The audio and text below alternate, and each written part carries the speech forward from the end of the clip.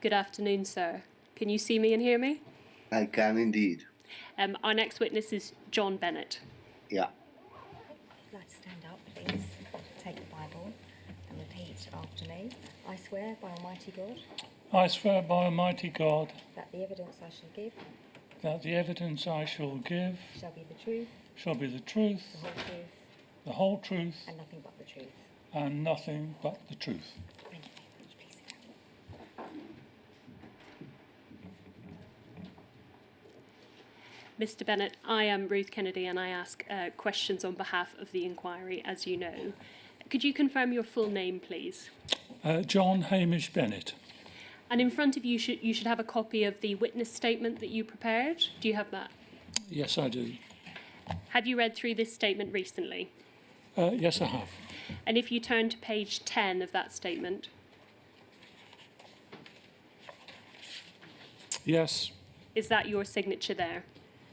Well, the one I've got here hasn't been signed. Yes, it is. I can see it here. Yes, it has been signed. That is my signature. Thank you.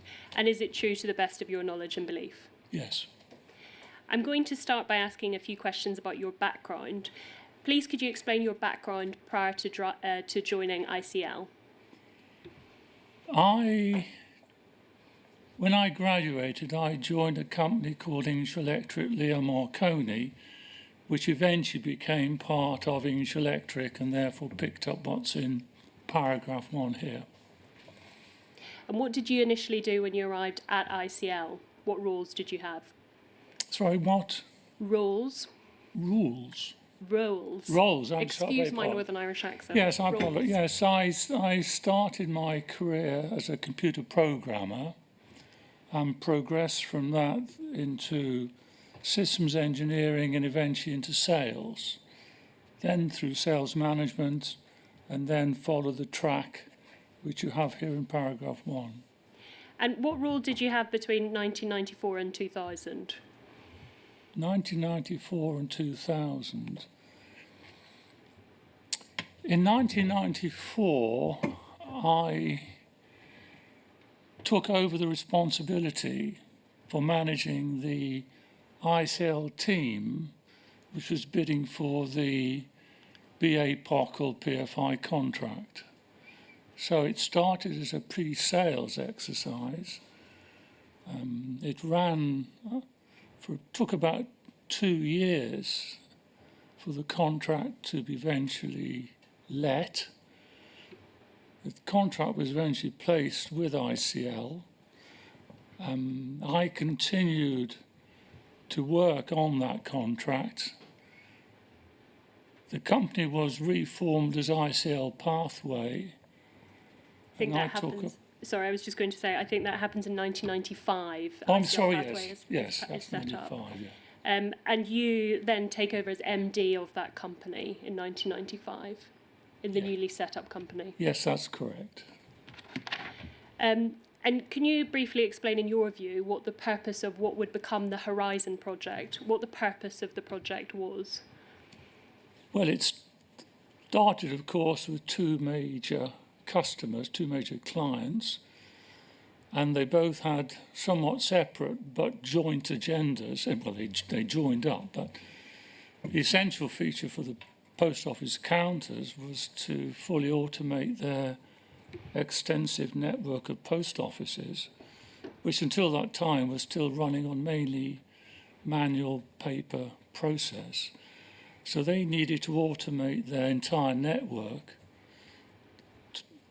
For one thing, to deliver their existing services, but more importantly, to build a platform for future business within the post office network. The benefits agency, which were, of course, and had been for a long time, a customer of the post office counters, needed to develop a new and more automated system for the payment of benefits. And the contract called for a benefit payment card to achieve that.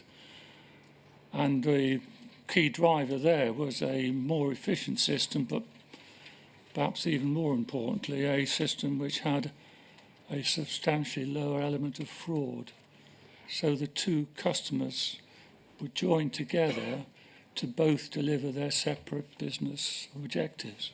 And at the time of the procurement exercise, did you feel that ICL Pathway could deliver and meet those two aims? When the sales campaign started, and from all the invitations to tender and everything, yes, I was confident that we could deliver a system to meet this requirement. How important was training in respect of that vision? Did you see that as an important element of the project? A key feature of the programme, particularly for post office counters, not so much for benefits agency, but for post office counters, was the training of, I think, in excess of 30,000 staff to use the new system. Many people referred to the programme as one of the biggest management of change programmes in the UK and perhaps in Europe. And as a management of change, it did affect the working practices of an extremely large number of people. So training was a key feature of that programme of change, and we were responsible within the contract for delivering training facilities to all those numbers of staff I've just referred to. I'm now going to take you to some board minutes of a meeting on the 3rd of October 1995. If we could turn up FUJ 000-77832, please. And if we could turn to page 3, please, you can see that this is a note of the board meeting on the 11th of October 1995. We turn to page 3 and at D, the top D, it says, as noted at the last meeting, we were still experiencing considerable difficulty with the way the procurement was developing. POCL/BA were attempting to rewrite the SSR, which is the Statement of Service Requirements, via detailed contract schedules, then would implement change control so that level playing field would be achieved, with only one substantial variable left upon which to make a final decision between the three shortlisted suppliers, namely price. At this stage, the three shortlisted suppliers were Cardlink, IBM and Pathway, is that right? Correct. And in relation to price, what did you mean when you said that the final decision would be made on namely price?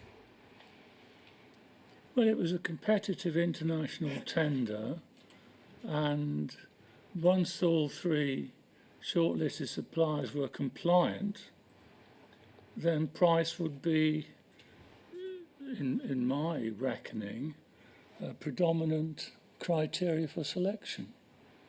Did you feel it was important then to be the cheapest option in order to win the contract?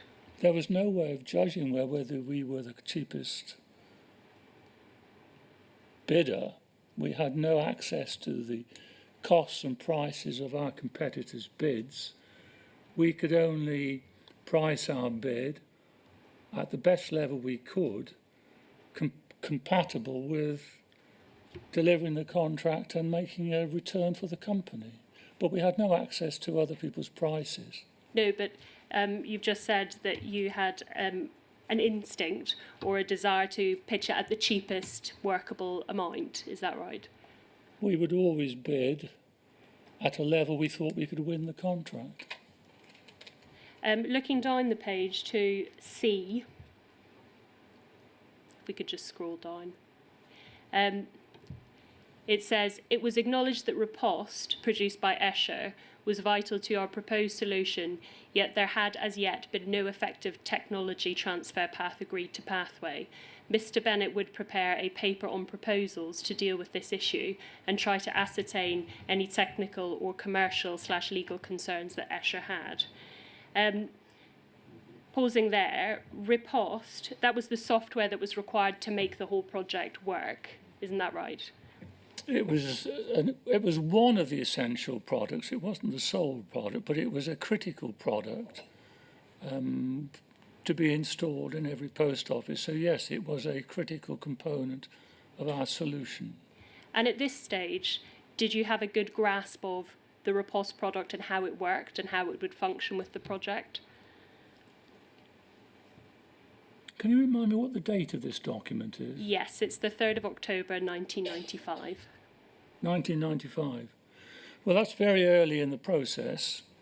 I think we had at that time deduced that Escher, with their product, was ideally suited for this solution.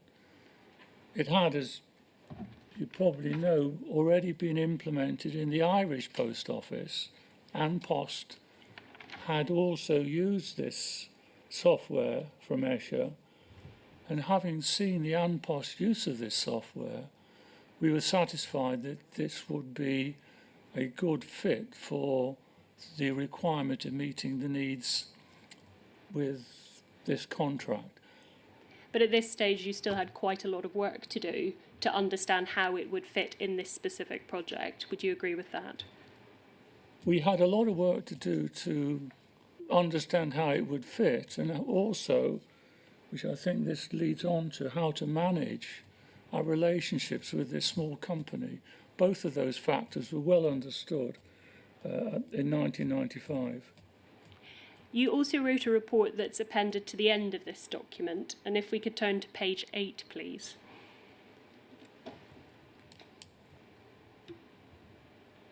And if we look at the first paragraph, it says, the last 4 weeks have seen very slow progress on the Stage 3 plan. BA/POCL have found it increasingly difficult to meet their timescales for scheduled production and release. Progress has slipped 2 to 3 weeks in 4 weeks, with little confidence in future dates and their achievement. Pathway has not been without its own concerns. Product descriptions have progressed only after intense and tiring effort. A number of key components for Windem are still outstanding. In short, there's a sense of the procurement becoming bogged down.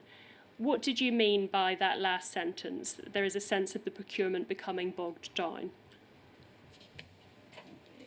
I think there was quite a big issue here, which reflects later through the documents and perhaps your review, it was that we were dealing with what was essentially a PFI contract.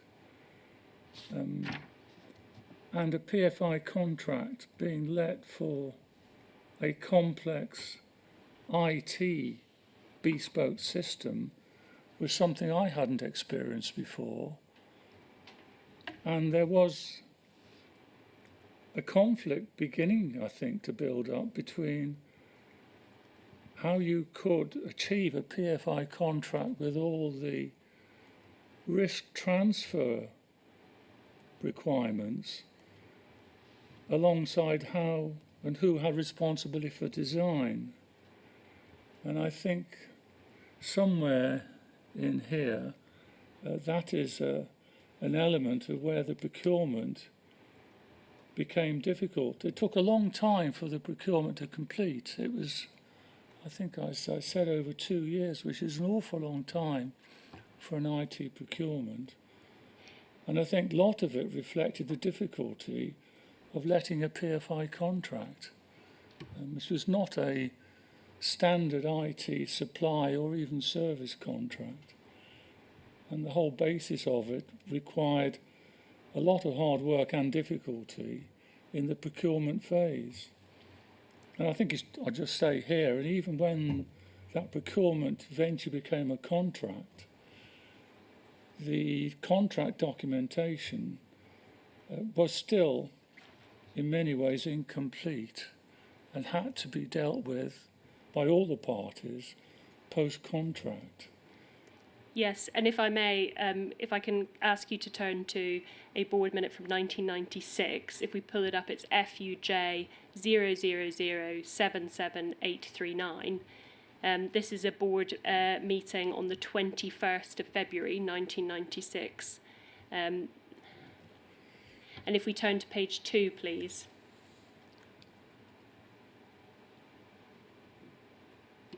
And if we can pull up the second paragraph. Thank you. In that second paragraph, picking up on this point that you mentioned, you say, if this work is left until after the service provider's selection, then it's difficult to see how a binding contract could be entered into and accepted by either party. So that was an issue you were very aware of in 1996. I'm just trying to look under paragraph 2 where that's what you just read out. Which part is it in the... Can you Yes, just remind me where it is? Yeah, let me find it for you.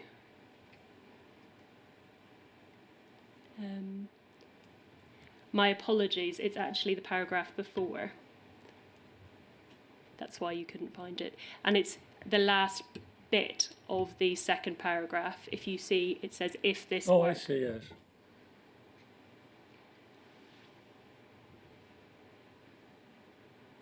Yes, I understand that now, yes. And the question was? So at this stage, you're raising this as an issue, the difficulty of securing a valid and binding contract between all the parties. Yes, and it's accentuated by the fact that being a PFI contract as the provider, then we would only begin to earn revenue from the contract during the steady state or operating phase of such a contract. And longer the procurement or longer it took post-contract to sort out these outstanding issues would quite naturally delay the time by which we could enter steady state, and by implication how we could get our returns from this substantial investment. So one thing is delaying the contract, but equally important is the issues left unresolved in the contract would still have to be sorted out. And you later on, but perhaps it's worth mentioning now, we entered into a situation where there was things called agreements to agree. You'll find this percolating through a lot of this document. An agreement to agree was a sort of legal camouflage for hiding difficult issues. It said that the parties would use reasonable endeavours to sort out things they couldn't sort out during the contract negotiation. But by their very nature, it led to delay and difficulty for everyone. And I would say that we didn't get to the bottom of agreements to agree for quite a few years. If we could scroll further down this document, so that it's showing what it was showing before. And at the end of the second paragraph that's shown there, again picking up on something you've already mentioned, the last sentence says, there is a growing awareness that the structural weakness of this procurement is having two customers who see the world from quite different perspectives. Yes. At this stage, though, you still felt like the project was doable and that it's something that ICL should continue to bid for. Is that right? I think I'm going to say yes, but presumably the date of this this is before the contract was let, isn't it? It's the 21st of February 1996. So it's a few months before the contract was let. Yeah. Yes, I think we did. I think we were alive to the fact that this was an unusual contract in having two customers in one contract.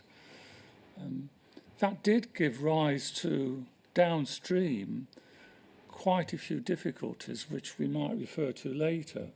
But at this stage in the process, we accepted this as being what the contract was and what we were bidding for.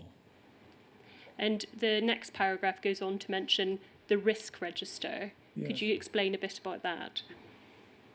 Well, we started constructing a risk register both in a pre-sales environment, in other words, what are the risks of bidding or winning this contract? And in some ways, were the risks worth taking? Should we, in fact, continue with the bid? That's what the risk register was about in the pre-sales environment. And it is true, because I can read here that we refer to Escher, and I guess we'll refer to Escher more later.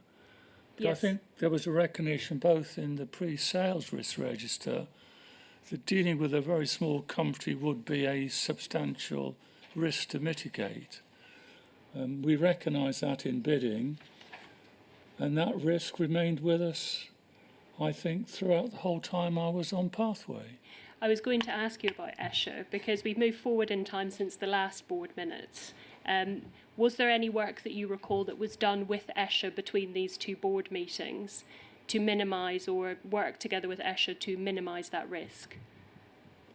I can't really pick out the chronology of that, but what I can say that in mitigating this risk, we took either at this stage, perhaps later, I'm not sure, a number of actions to mitigate this risk. For example, one I remember doing, we took their entire source code of their software and put it into escrow account, such that if anything happened to the company, we would have access to, at least at source code level, to everything they had provided us with. We also, and I suspect it was probably a bit later than this, did draw up a comprehensive teaming agreement which spelt out what their responsibilities and ours were and how we should handle it. That was a help. We also, and I guess it's probably later than this as well, did allocate key staff to go to Boston, which is where Escher were based, to work directly within their team to learn firsthand elements of their software. As you've mentioned that, could we pull up the next board meeting minute, please, which is FUJ 000777842. And if we go to page 2, and if we can go to D, please. This is what you were just mentioning, Mr. Bennett, about going and working with Escher in Boston. This is in April 1996, so very close indeed to being awarded the contract. Yes.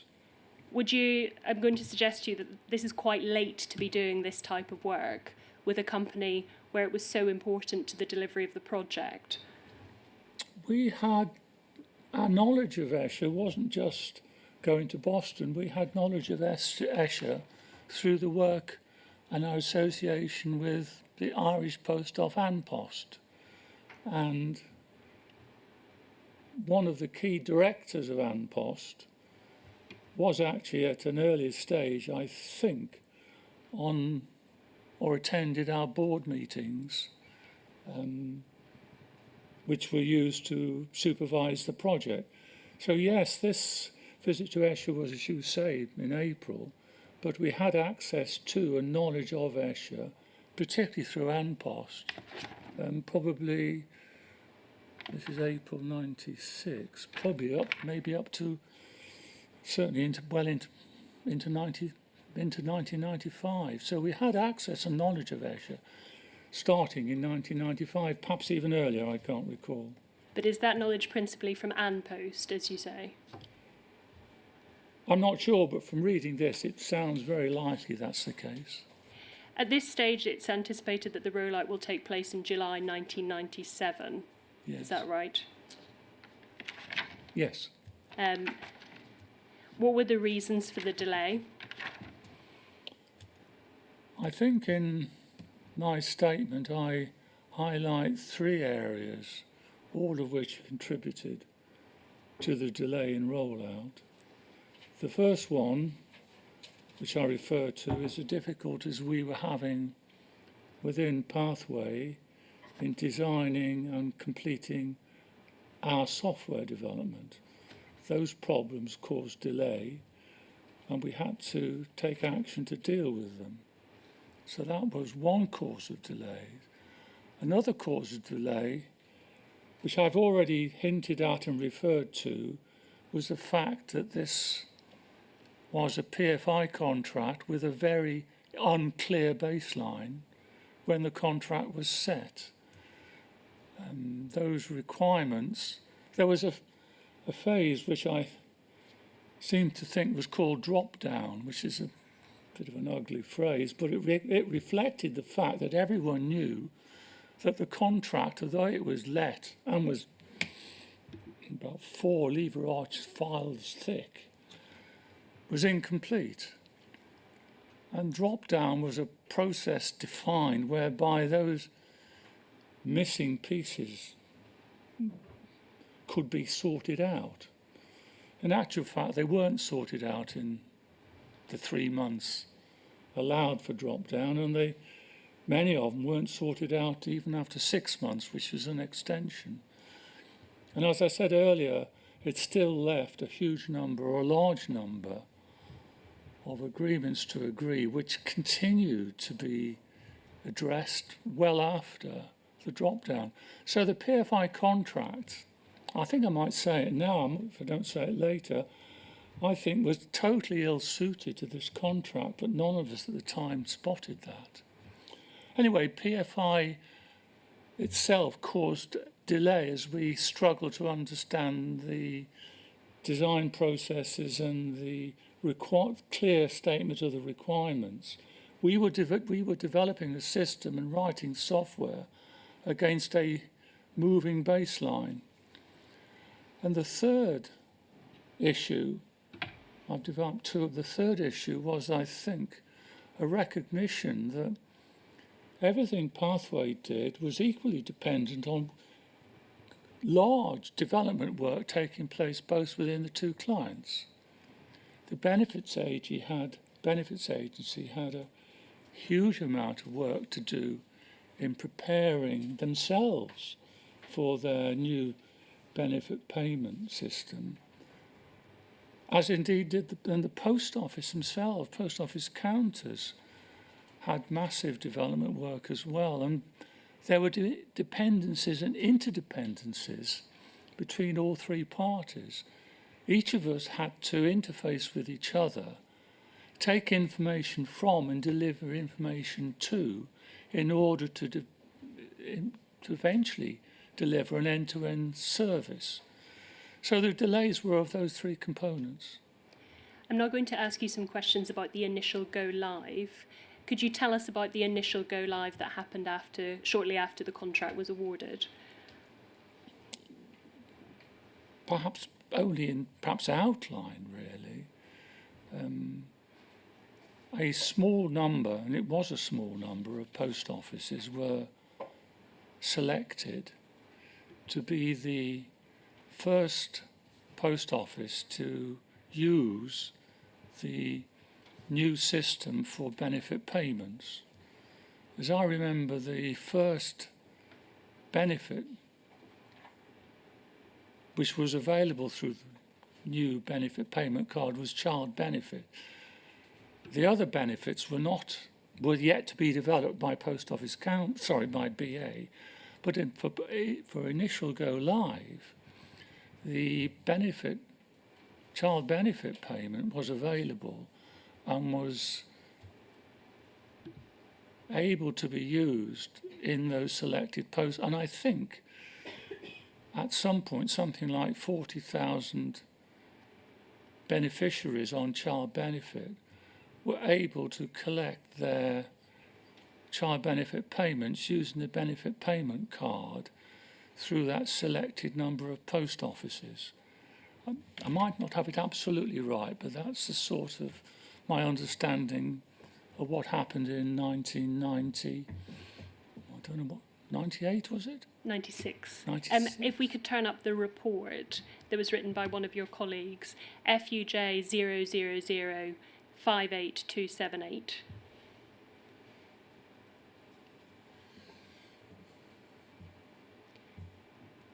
And you can see there in the abstract that, as you've described, is introducing the benefit payment system into 10 offices in Stride early. And if we could turn to page 8 of that document.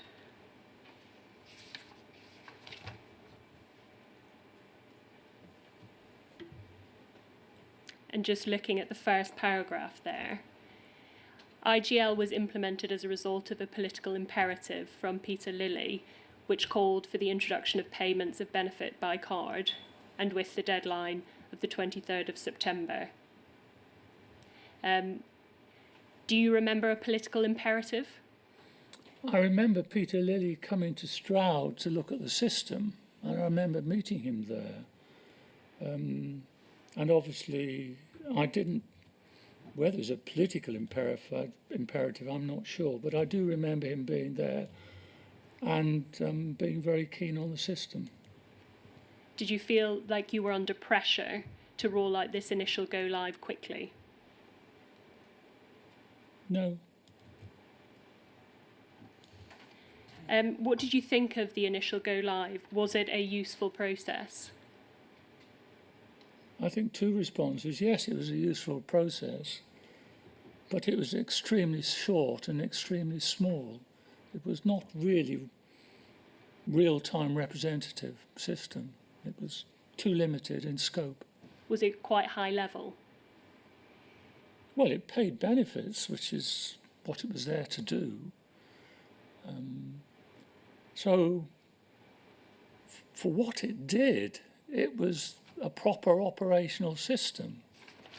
It's just that there were very few offices and only one benefit payment. That's the limitation.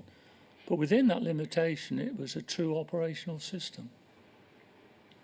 You presented the results of the initial go live at a board meeting on the 25th of November 1996. Can we get up the document FUJ 000-77844?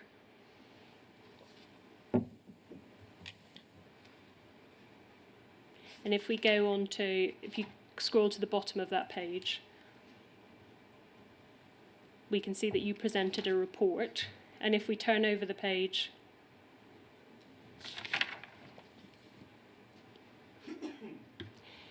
we can see that it says initial go live 2 had been successful on the 21st of October, although it took more effort than planned.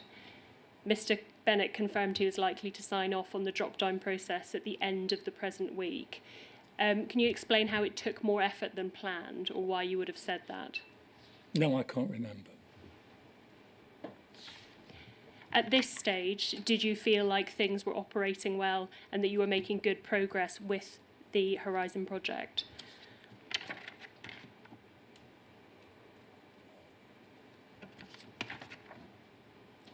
I think this is, the date of this is, can you remind me of the date? Yeah, the date of this is the 25th of November 1996. This is very early in the life of the contract, and it was too difficult to judge at that time how things would unfold. So it was an early start, but only an early start, and there was an enormous amount still to do. I'm now going to pick up again the topic of delays. If we could turn up FUJ 000-78972. This is a memo that you sent on the 7th of January to all Pathways staff. And we can see there in the first paragraph, at the PDA board meeting, that's the Programme Delivery Authority, in December it was proposed that a joint review should be undertaken between ICL Pathway and the PDA to assess all the remaining risks which must be handled prior to a successful implementation, starting with the live trial and leading into national rollout. If we could scroll down a bit, please. Yeah. Up again. Oh no, there it is. It is very likely that you will hear views expressed that the programme will be delayed by anything between 1 to as much as 6 months. At this stage, I must ask you to treat any such views as speculative. If additional time is considered appropriate, it will be handled through our formal change control process. So at this stage, you seem to be suggesting that rollout could happen reasonably quickly.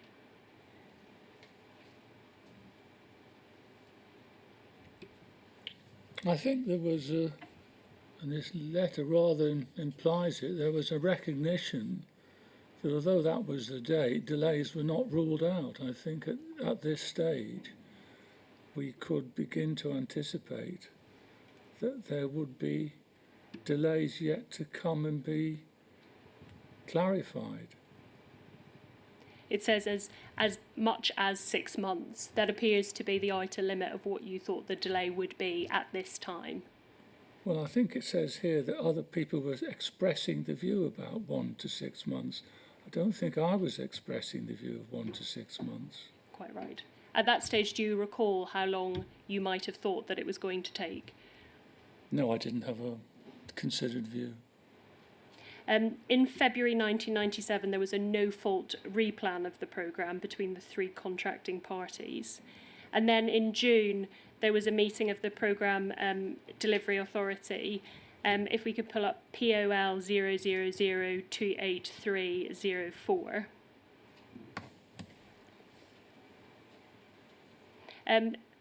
Could you explain to us what the programme delivery authority was and how it worked?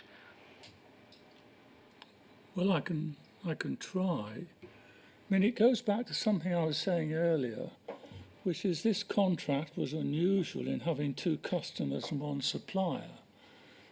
Most of my experience of IT contracts with government were you had 1 customer and 1 supplier, and you dealt directly between the supplier and the customer in all aspects of the contract and contract delivery.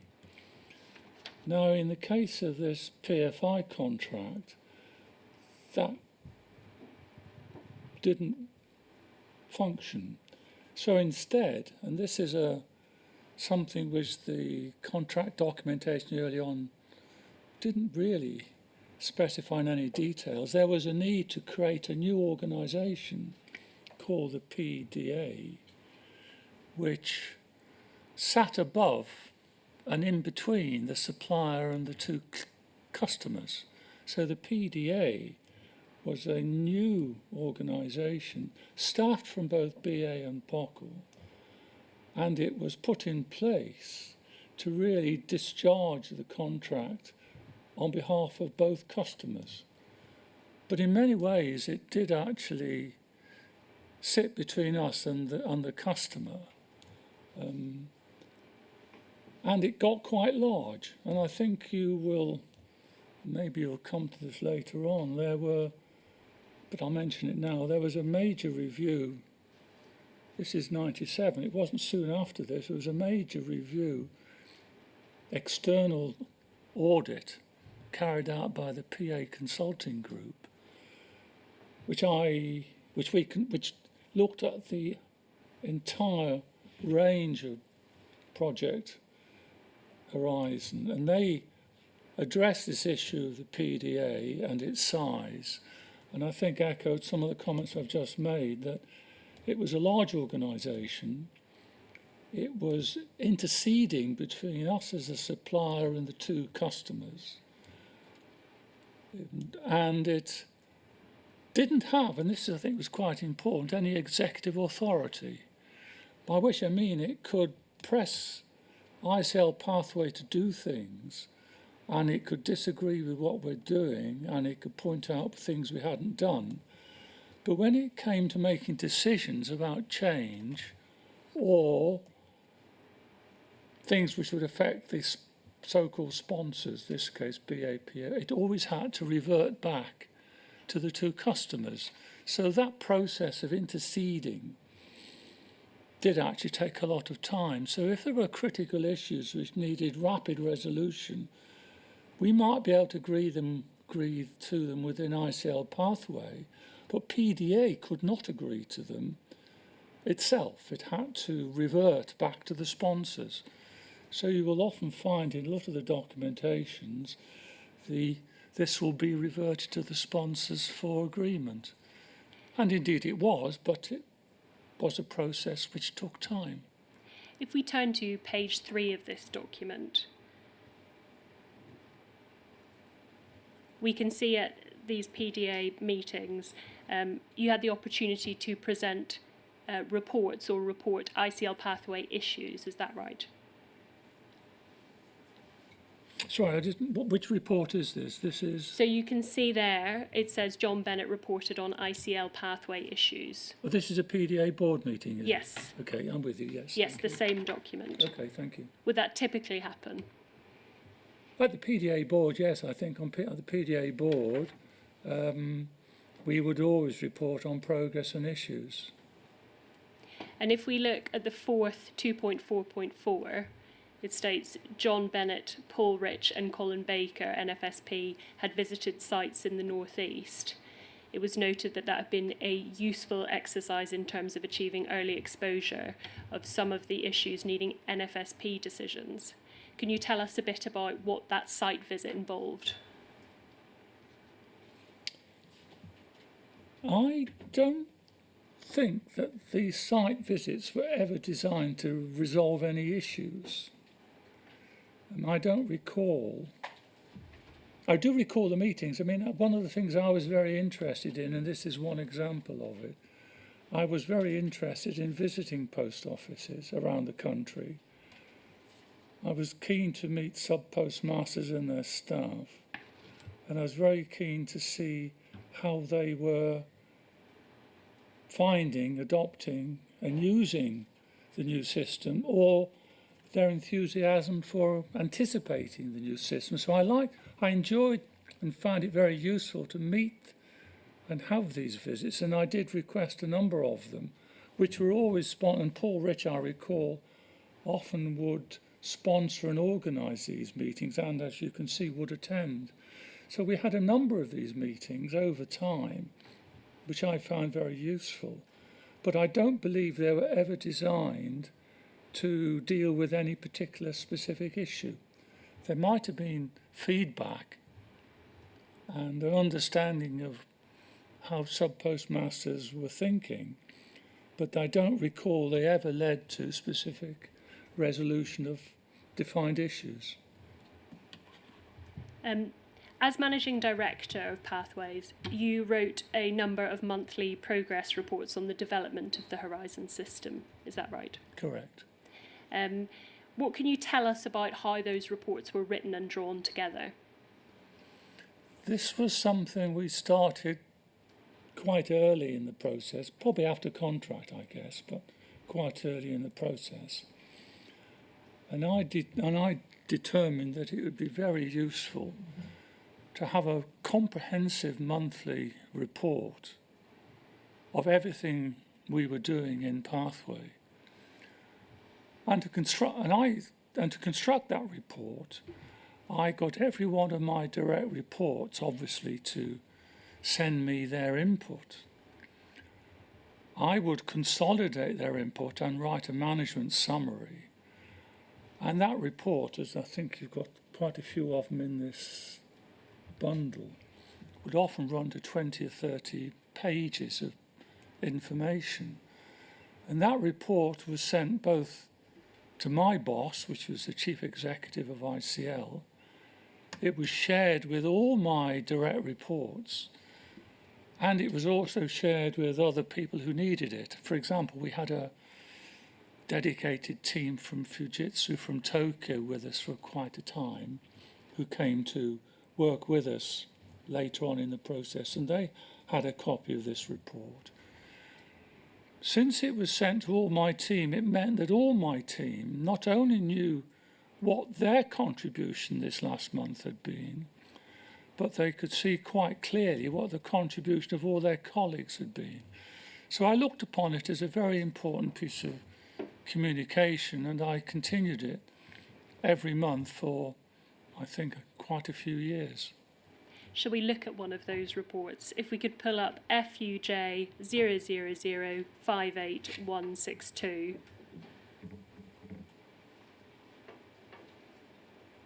Thank you.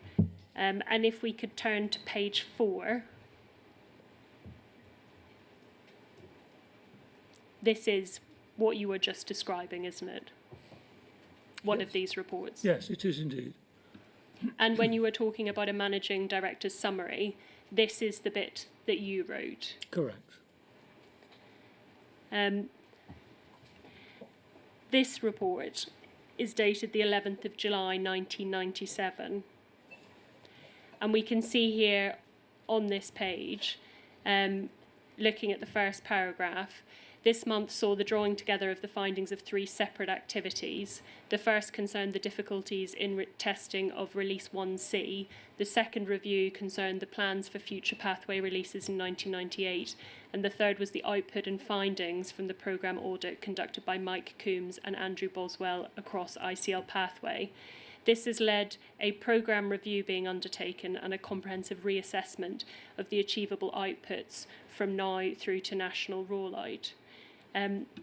It goes on to say this programme review has been presented to PDA, POCL, BA, ITSA and SSA.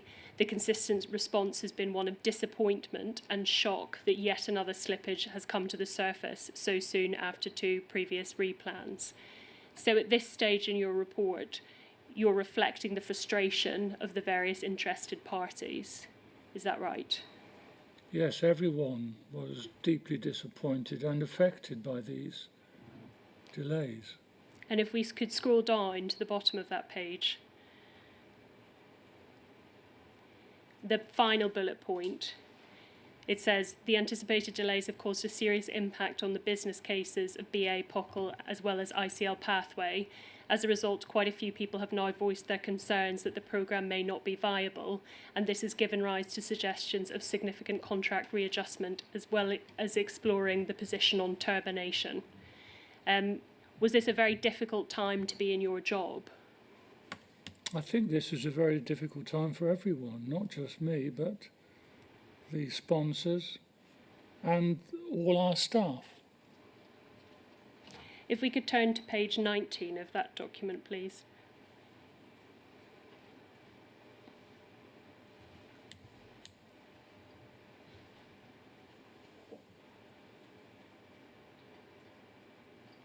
Thank you. And if we could scroll down, please, to the current critical problem.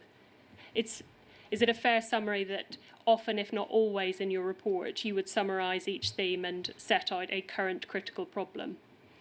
I think in the report I had settled on a format which was always followed every month. It was followed both by my summary, and I think the format was reflected in all the reports from my management team. So we all had a strict format, and I think that's right. Now this is a part of that format. And if we look at the bottom bullet point, we can see that there is a re-engineering programme being devised to resolve the issues surrounding the EPOS product. Do you see that there? Yes, I do. And that involves a redevelopment work being carried out by Escher. Mm-hmm. So already at this stage in 1997, there are issues with the EPOS product, aren't there?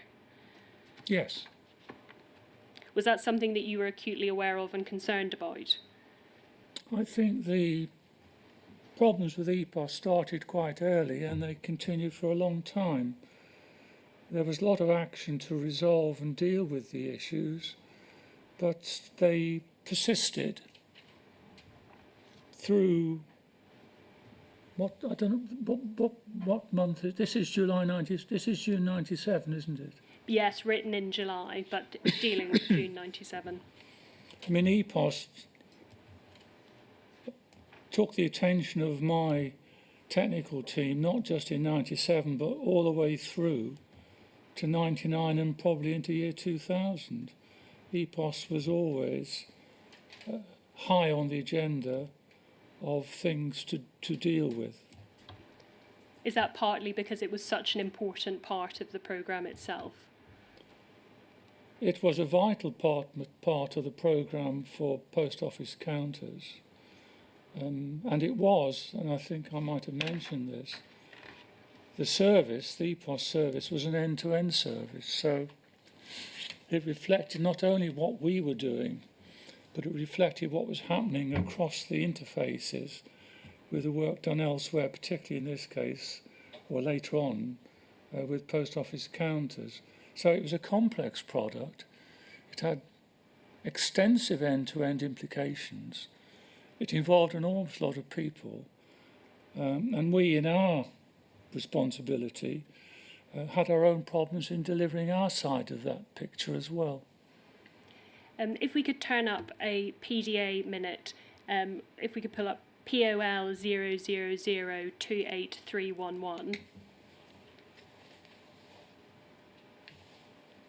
This is another PDA board minute. If we could scroll down, this is, as I say, from August 1997. The first item is Mr. Bennett to identify how long it will take to obtain all the information required for all post offices and provide a progress update with timescales for collation of full details and resolution of the issues to the next PDA board meeting.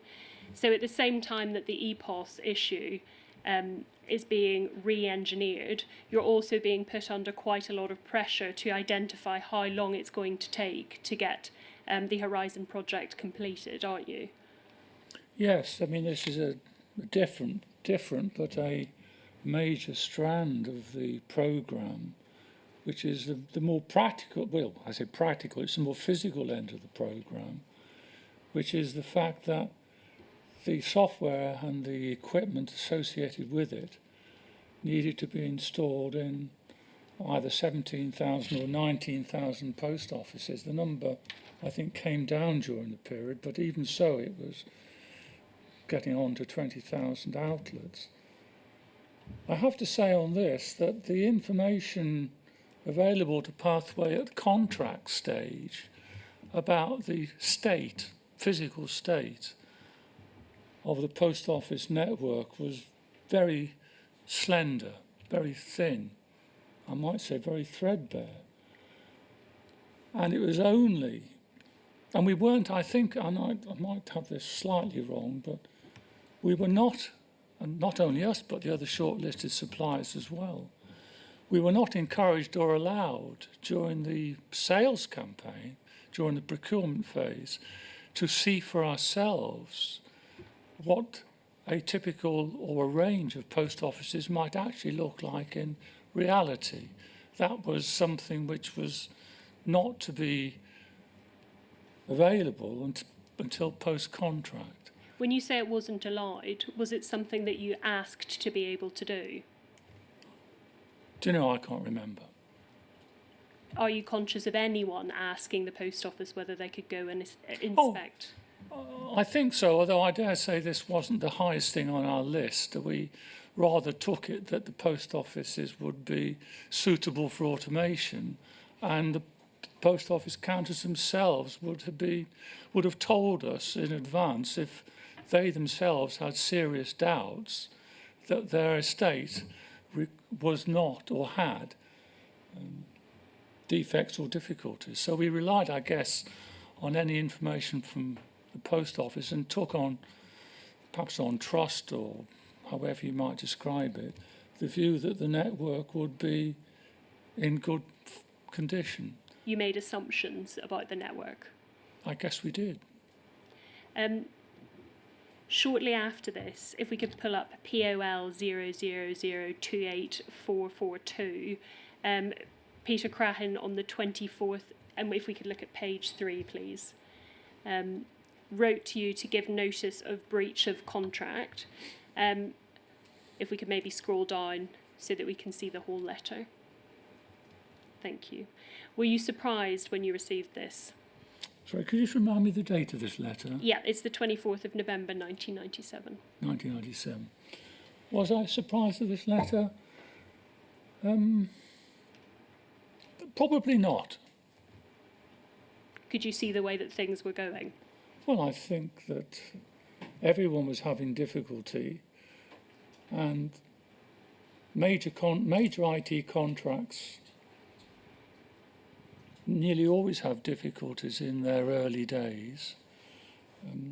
Normally, and in most cases, those problems are dealt with. But if they can't be dealt with, then contract cancellation is always an option. So I think in this case, I certainly couldn't put to one side that the government would take the option to cancel. It was always an option. Mr. Todd's evidence was that you were involved in producing a response to this letter, and if we could pull it up, it's POL 000311117. And if we could turn to the third page, please. Were you involved in drawing up this position paper? I wasn't the author, but yes, I was aware and I inputted to this position paper. I suspect, reading it, it was produced by our legal counsel, the way it's written. But yes, I was involved and I was aware of the content and the thrust of this position paper. What did you understand without prejudice to mean? Was that the legal person's drafting? Let me just stand back from that a bit. One of the constant themes in this contract didn't just start with this position paper, started very early on, which was somewhat disappointing, that so much correspondence between the sponsors and Pathway was always headed without prejudice. This is, for me, quite unusual because in most contracts, or most IT contracts I've been involved with, the contract, once it had been signed, was normally put to one side and everyone worked on delivery. I don't recall in my previous roles ever constantly having correspondence which is always without prejudice. It was an unusual feature of this contract, and this is perhaps another example of it. So the fact that it's headed without prejudice didn't impact or affect the information that you fed into this document? No, it was a constant feature of the contract. If we could turn to page 5, please.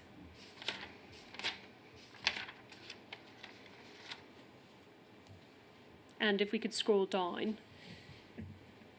This is a long document, but I'm only going to take you to some key parts. Further down. And in fact, it's across the page. But this is a section dealing with the authority/PDA. If we could go over, yeah, great. And scroll to the bottom of that page, please. At the bottom of that page, it says, at the pre-contract stage, had the true role of the PDA been accurately described, Pathway would have reconsidered the commercial terms upon which it entered the contract. Do you agree with that? Yes, I do. Have you read through this document, and is there anything in its contents that you take issue with? I have read this document several times. And it was the result of considerable amount of thought and work in constructing it. And I would say that this document, within the bundle of documents you have sent me, is one of the more significant documents I would subscribe to. If we could look at page 10 of that document.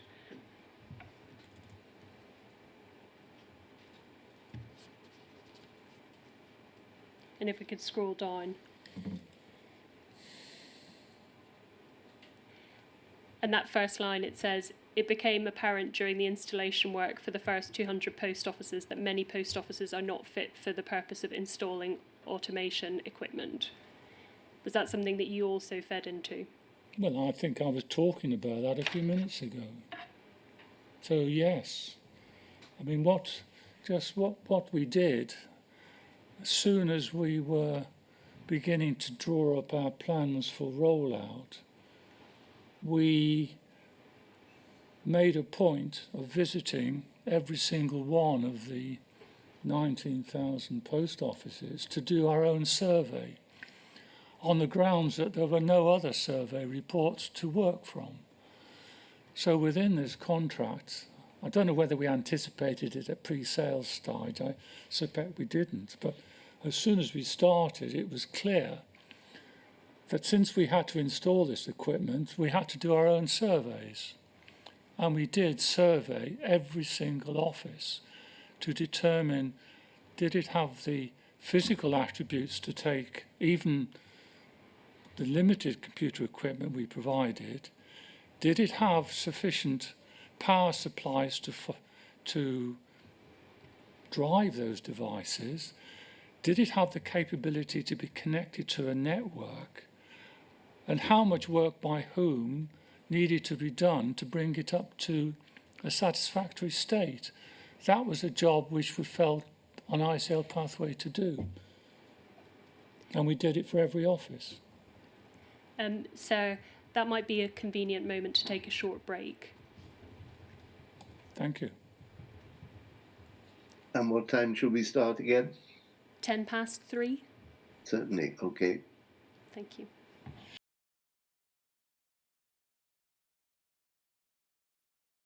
So, can you hear me? Yes, I can, thank you. Sorry. Thank you. Picking up where we left off then, if I could bring up a further report that you wrote on the 10th of July 1998. It's FUJ 00058174.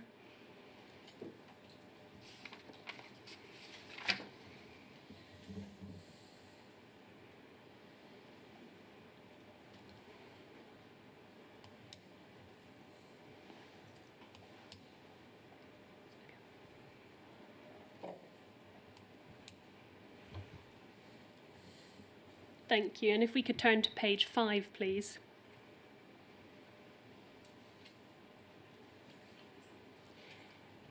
And if we look at the fourth bullet point down, it states the main stress point on NR2 testing continues to be with the EPOS system, testing together with POCL reference data. Resources have been reallocated within Pathway to bring more effort onto this area, and extra skills are being brought in and elsewhere in ICL. And if we turn over to page 11,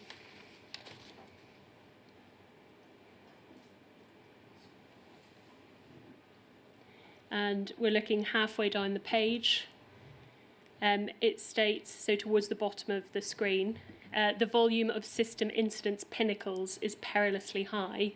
Clearance plans are being devised for all products. And if we look to the bottom of that page, it says the current architecture for the TIP interface module may not be capable of supporting the entire network. This simulated test suggests that it cannot harvest the daily transactions generated by EPOS and send them to POCL in the overnight time slot available. So, as at July 1998, the EPOS issue is reaching a point where you're needing to deploy extra resources into it. Is that right? Yes, we did need to put more effort in. Were you being put under pressure to clear pinnacles at that stage? The pressure was self-generated. There was a clear recognition that there were many more errors than we expected, and that these were growing rather than retreating, if I put it that way. And so the effort was doubled down on this system, and I think there were, we may talk about it later, there were a number of technical audits carried out on the development process to try and find a way of bringing our development work of EPOS more under control. Shortly after this report, you set up a task force, an EPOS task force. Do you remember that? I remember it, well, let me put it this, I don't remember that task force. It was 24 years ago. But if I look at the bundle of documents you've sent me, I have had a read of that task force report, so I'm familiar with it in terms of it within your bundle, although I don't particularly remember it directly myself. And the task force at the time would have been reporting to you as the MD, is that right? That's not quite right. Let me step back a bit. In Pathway, we conducted every year a range of audits, in-house audits. technical audits. And in, I'm not sure what year this is, this 1998? 8. Well, in 98, particularly in 1999, which I remember better, we embarked upon probably several technical audits. And one technical audit was indeed to do with this task force looking at the development of EPOS. This technical audit was produced for my development director. It was he and his staff who were writing the software, and this audit report was produced for him and his team. And if you look at the audit report, which I've done, you'll see that it was sent to a lot of people, and I indeed was sent a courtesy copy. So in that sense, I was sent a copy of this task force report. But being an audit report, it was sent to my development director and his boss, which was the overall program director. Now, the principle in Pathway was that if we had a in-house audit, then the process was that when the audit report was completed, all those recommendations would be reviewed by the responsible directors, and the corrective actions needed would be registered, recorded, and replaced with owners. And I think you'll find that as far as that task force report was concerned, that's exactly what happened. And the corrective actions from that task force report were recorded, owners were placed, and there is a record of that in this bundle. We'll come back to the eventual report from the EPOS task force in a moment, but if we could move forward to August 1998, and we could pull up POL 00031127. This is a Bird and Bird expert report produced on the BA/POCL payment card programme. And if we look at page 4,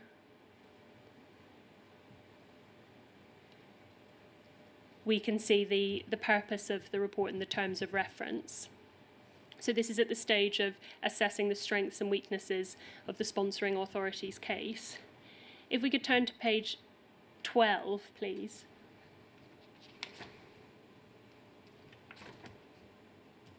And scroll down. We can see at paragraph 304 that you're mentioned in the middle of that paragraph. The paragraph reads, "We have not yet conducted a review of the project management of the programme by ICL Pathway, the PDA and the sponsoring authorities. Our initial impression is that no formal methods such as prints were used. There are well-prepared high-level plans documented in the various versions of the master plan, and we understand that lower-level plans may have been prepared in some areas. The comment by Mr. Bennett of ICL Pathway at the PDA board meeting on the 13th of August 1996, when Master Plan version 1 was approved, is revealing. The minutes state, Mr. Bennett confirmed that ICL Pathway were anxious to progress from drawing up plans to actually using them, and were content therefore to sign off this version for that purpose. He did not, however, want it placed on record that the plan quoted dates, which were a mixture of agreed baseline plan targets and hope for dates, and that this weakened the effectiveness of the plan and the process for review." And if we turn over the page and scroll down, it says, "Our impression from the work we have carried out to date is that Mr. Bennett's comments of the 13th of August 1996 reflect the weakness in the project management approach taken by ICL Pathway at that time." Do you have any comment on those words in the report? I've never seen this report before, so I don't know its pedigree at all. I do notice that it's August 96, which is early in the process, and I was of the view that certainly around that time the programme management processes ICL Pathway was adopting were quite extensive. But I think that's probably a better question for my programme director or my development director. to answer, so I can't say much more about this report. If we then move forward in time to May 1999, you produced an update for the board at that stage, which is at FUJ 00117463. Could we turn that up, please?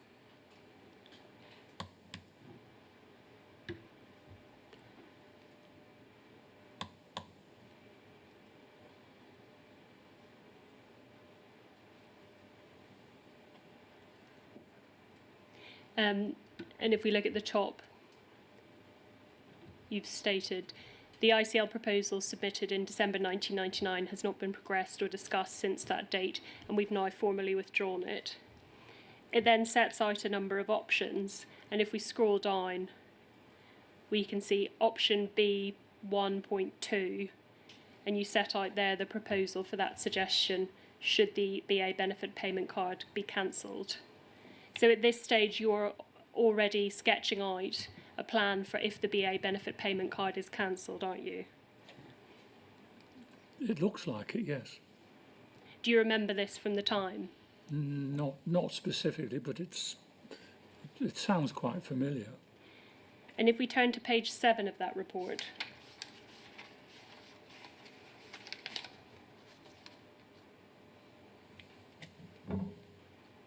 and we look in the programme status section, in the middle of that section, it says all the 200 post offices running Release 1C have been successfully converted to NR2, New Release 2, which is running well in terms of the day-to-day transaction operations.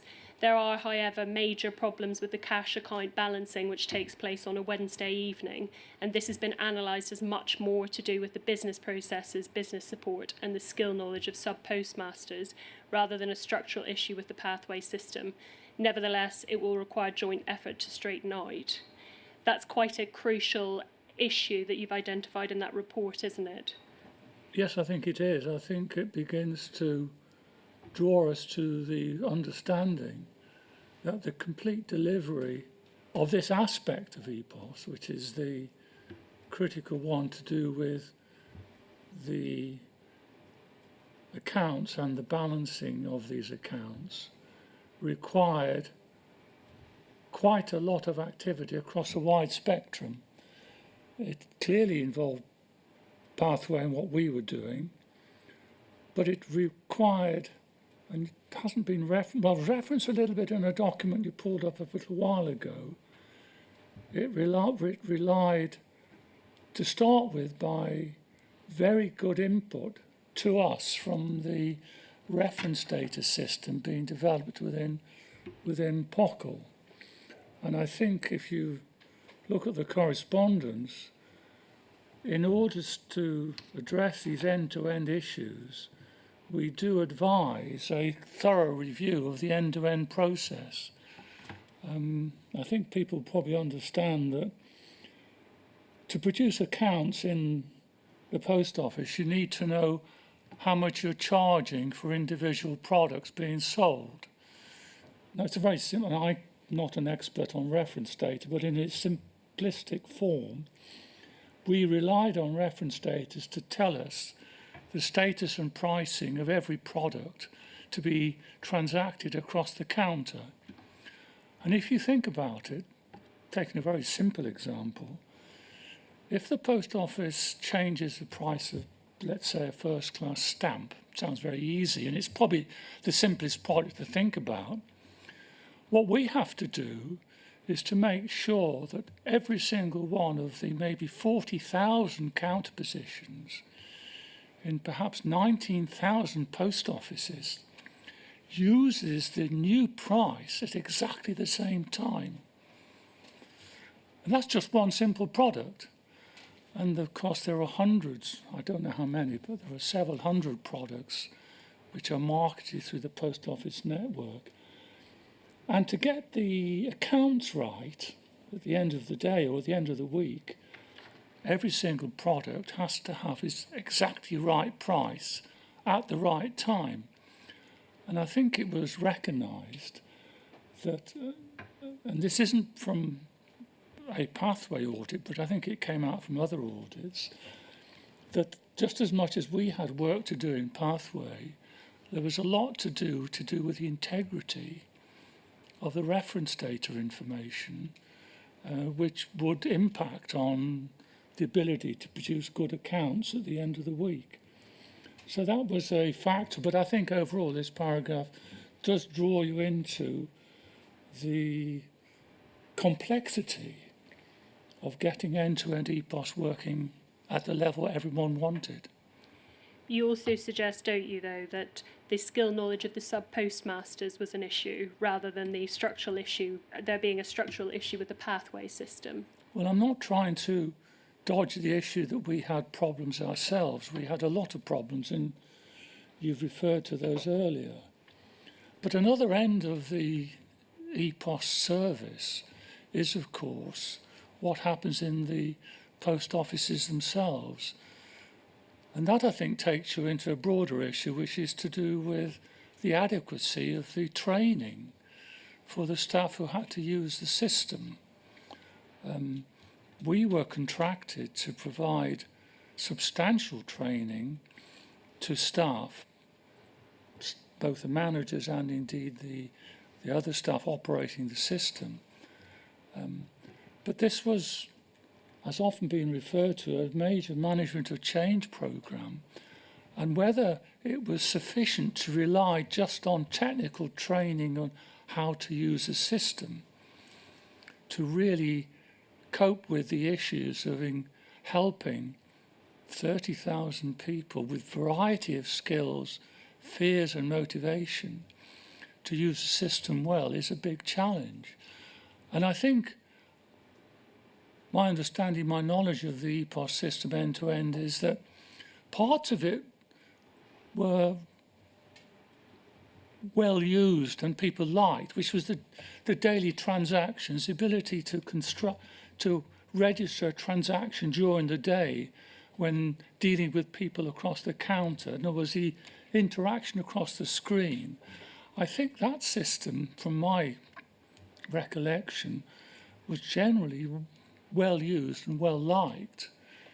The real weaknesses, which is what you pointed to, were really to do with the end of week accounting process, which proved to be, for many people, very difficult.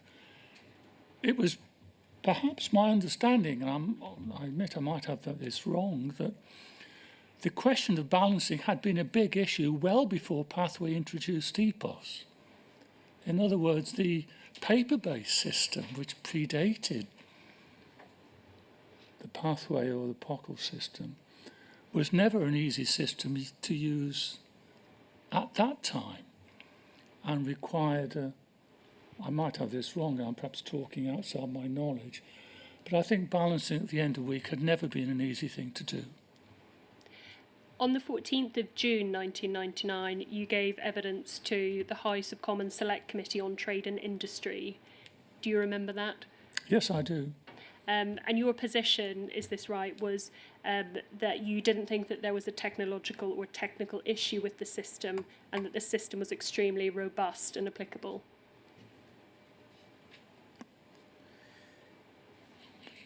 Well, if I said that, I must have said it. Shortly after that, the Post Office agreed to accept Horizon on a conditional basis, provided criteria were met. If I could ask you to look at a document from the 27th of September 1999, it's FUJ 000799189. And it's page 2.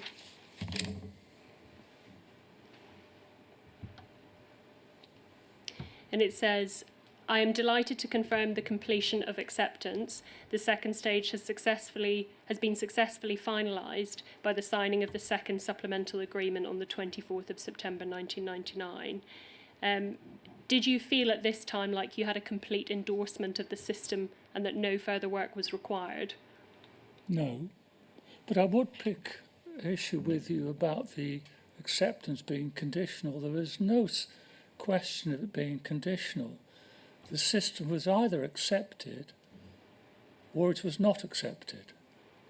it is true that once the system was accepted, there were a number of acceptance incidents which had to be addressed later on. But acceptance was acceptance. It was not conditional. If we could look at an audit, you mentioned audits earlier. This audit was carried out on the 28th of October 1999, and it's at FUJ 000799782. And if you look at that there, you can see this was one of the audit documents you were referring to earlier, is that right? Well, this is an audit document. Whether this is... Well, yes, it's an audit document, yes. And we can see that you're on the distribution list for this one. Yeah, am I? John Bennett distribution. Oh, yes, correct, yes. And if we could turn to page 19 of this document.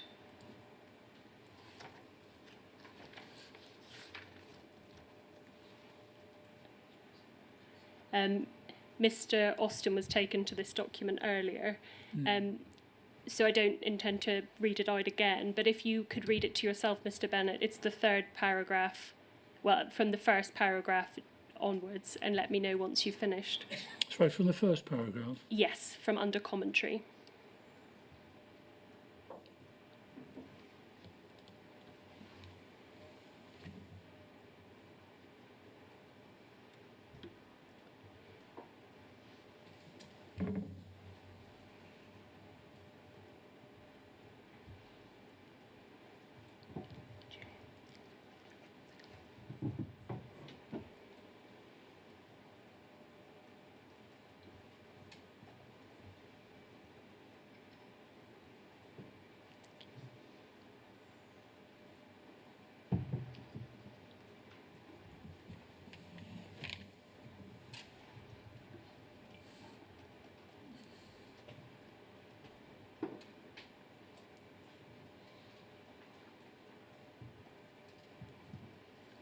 Right, I've read what's on this screen. Thank you. And if we could turn over the page.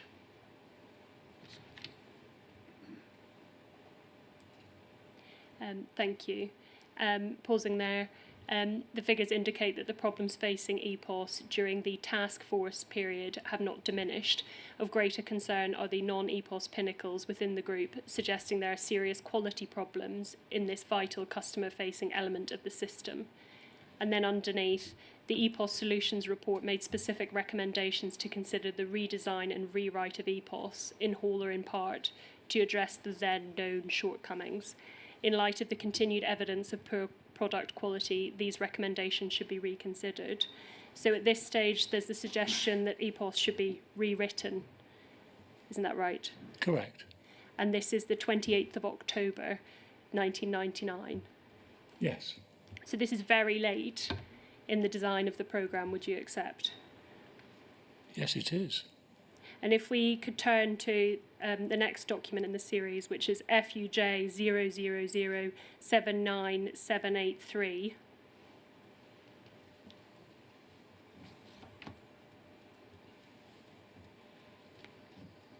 This is another development audit. And again, we can see you are on the distribution list. And if we could turn to page 6. Thank you. Again, Mr. Austin was taken to this this morning. Your initials, are they under MTM JHB? Yes. So you were I believe this means the managing, even though Mr. Austin was the owner, you were ultimately managing him. Well, his direct manager was Mike Coombs, MJBC, and Mike Coombs was the program director working for me, who had technical authority for the program.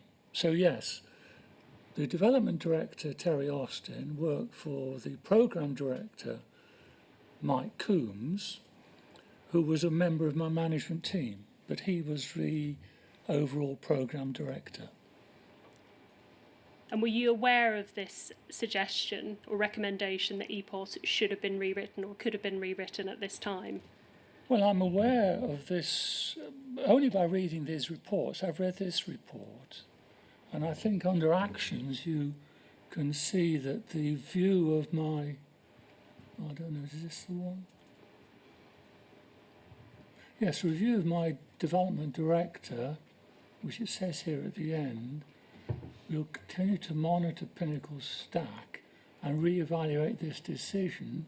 Would you please close this issue formally using the rationale described?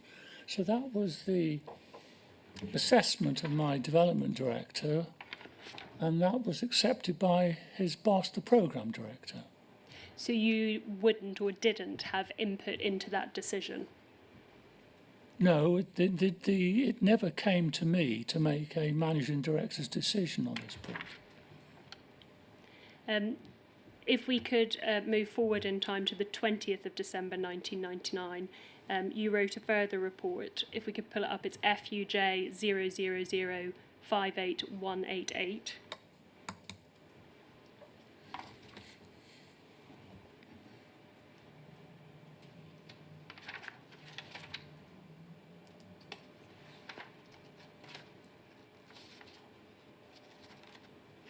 And if we could turn to page 6, please.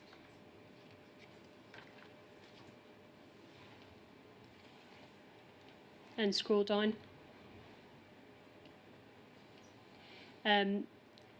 It states the most serious issue on acceptance resolution continues to be AI376 and the integrity of the accounting data being managed from the end-to-end basis with Horizon. This in turn requires more disciplined and strict accounting integrity controls, some of which can be achieved through the EPOS reconciliation software and others through process and independent tools, and the balance through stronger end-to-end control of the reference data processes. So at this stage, this issue is causing you still a great deal of concern. Yes. What do you understand in relation to the integrity of accounting data being managed from the end-to-end basis with Horizon?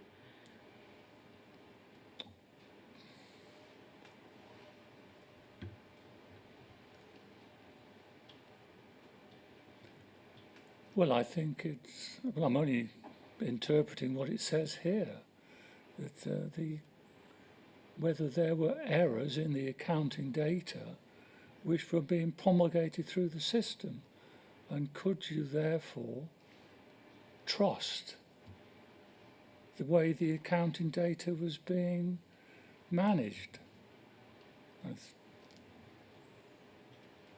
And it does make the point, I think, which I think we talked about a bit earlier, that there's a lot of areas where the integrity can be compromised.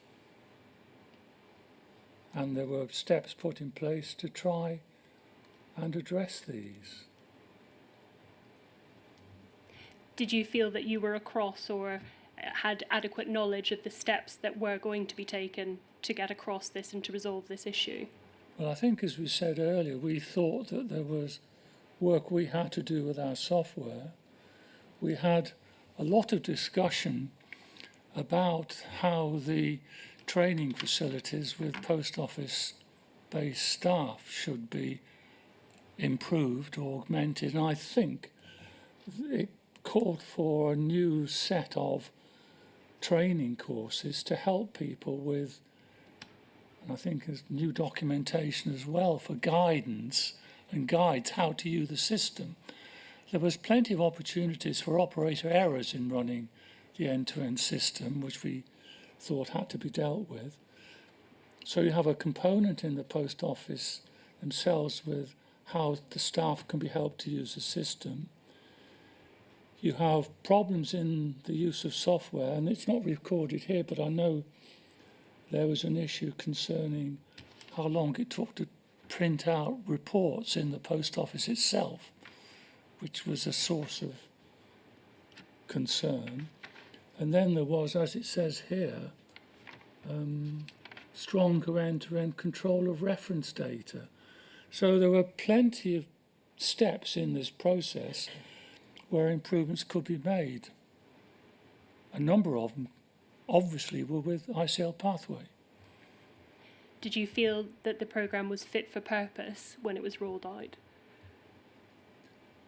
At some point, and I'm not quite sure in this documentation where it's recorded, AI 376 was deemed to have been handled to such a level that the software was judged suitable to go into live use. So at some point, yes, this was considered, notwithstanding these weaknesses, the system was judged fit for purpose for live use. When in 2000 did you leave your role in ICL Pathway? Well, I was beginning to withdraw towards the end of 1999, and if you look at some of the ICL Pathway board meetings, you will see that my successor was in fact attending board meetings in 1999. And I think my last board meeting was either January or February 2000. I'm not absolutely sure. If we could turn up WITN 046000104, please. This is a further version of a document that we looked at earlier, dated the 10th of May 2000, so this may well post-date your departure. But if we could look at page 7.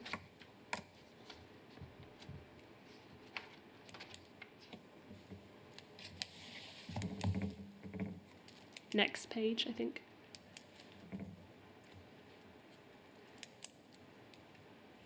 Oh.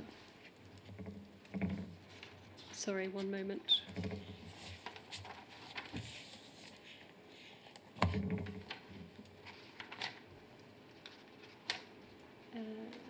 Page 9. Yep, over the page. Yeah, so we've seen all of this before, but if we could turn over the page, and you commented on the agreed action before, but this is new. Could you take a moment to familiarise yourself with the agreed action column?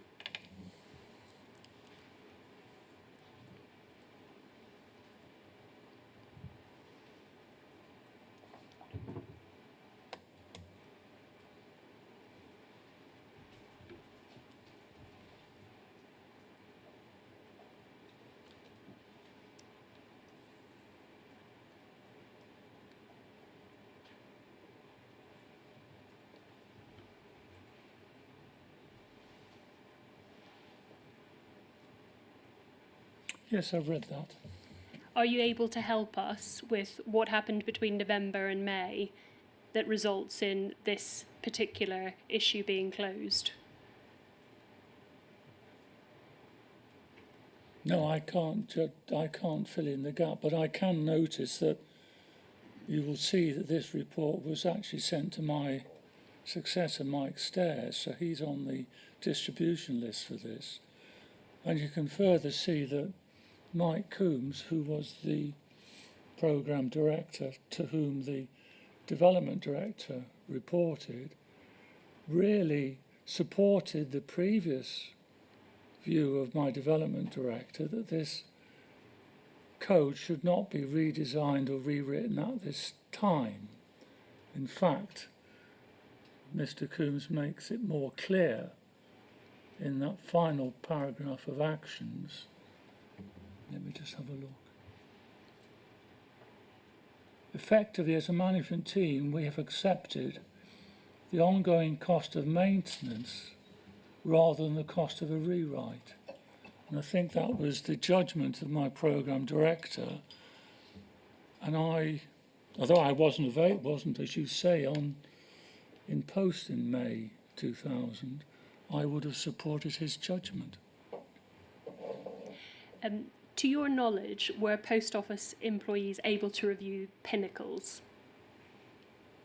Do you know, I'm not sure, but I would have thought they would. We were working very closely with post office, and AI 376, which lies behind an awful lot of this, was actually raised by the post office counters people, so they would have been very much aware of everything going on with end-to-end EPOS service, including the closure of AI 376.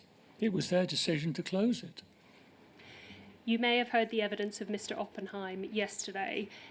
Did you consider that remote access by ICL or Fujitsu, a facility that was so obvious that it didn't need to be set out or explained? Sorry, could you just repeat the question? So, remote access, the ability to access branch data remotely, would you consider that so obvious that it need not be minuted or explained? The ability.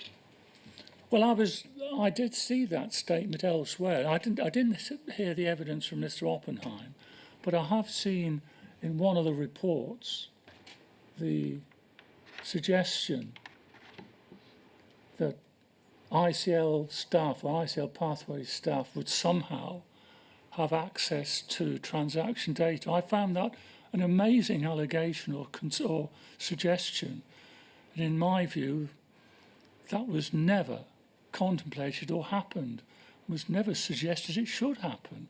And I really don't know why and where anyone should think that could have taken place. Mr. Bennett, I don't have any further questions for you. Chair, do you have any questions for Mr. Bennett? No, thank you.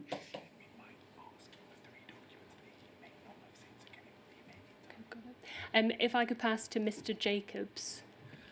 Thank you. Sir, could you see and hear me? As usual, Mr. Jacobs, I first hear you and now I see you. Thank you, thank you. There's always a delay between the two. Yes. Mr. Bennett, good afternoon. I have some questions for you on behalf of 153 sub-postmasters who are represented by Howe & Co. And I want to ask you some questions concerning paragraph 30, that's 30 of your witness statement. And can I ask if we can just have that on screen? It's WITN 04. It's here already. Thank you very much, Frankie. So you say throughout the rollout of the post office had full visibility of ICL Pathways' key activities, including all the incident recording and resolution processes. Now, we know, Mr. Bennett, from the findings that were made in the High Court, that the Post Office was unable to access audit data or ARQ data, which was held by Pathway. And are you aware of what that is? Are you familiar with that? No, I'm afraid I'm not. I assume that's information captured at the counter when transactions were processed. Absolutely correct. Yes, it's the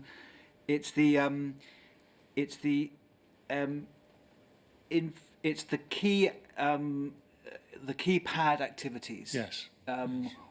What keys are pressed, when they're Yes. pressed by the sub postmasters, it emerged that Post Office had to request that from Pathway, and after a certain amount of requests, they had then Fujitsu were contractually entitled to charge them for providing that information. Now, I want to ask you about what you say about visibility of Pathway's activities. Are you aware of any other data or key material which was held by Pathway, which Post Office was unable to access without requesting it of Pathway? Well, first of all, the original comment about audit data, I didn't realise that this wasn't available to Post. It was captured by Pathway because we captured everything which went on. So I could see why people would want access to it. I can understand that. I can't understand why it wasn't available. Okay. But taking your second point, can I think of any other areas? Well, I dare say someone will find something which we didn't pass on, but I would make the general point that under my direction, most of my staff operated a very transparent process of the work we were doing and the problems we were having. And we would share them as appropriate with people who needed them. This was a technical program to get right, and there was no value in not sharing critical information. So I can't think of anything. No, well, and that's helpful. And perhaps you might not be able to answer my next question, but I'll ask it anyway. You said in your evidence today that you were working very closely with Post Office. Yes. What mechanisms were available for Post Office to access data held by Fujitsu if they wanted to do so? How would that be done? Well, I suspect one of the key providers or key conduits for that would be the PDA. Right. Because I think, as we discussed a lot earlier, most of our contact with the Post Office had to be through the PDA. We had very little direct technical program contact directly with the Post Office themselves. I think the PDA was our source of interface. Thank you. I mean, I'm quite sure from time to time we met with Dave Miller and his people on all sorts of things. But in terms of program management and program development, the sponsors were very clear. They saw us routing our information both ways through the Program Development Authority. But you're not aware of a specific mechanism? Not as a mechanism, no. Okay. And just for completeness, perhaps, you've heard that that some information Fujitsu was contractually entitled to charge Post Office for. Were you aware of charges for any other information or data? In my experience, we charged for virtually nothing for 5 years on this program. I mean, one of the big issues for us was that we worked for 5 years without any payment, and our payments didn't start until pretty well the end of 1999, Yes. even though we started work in 1994.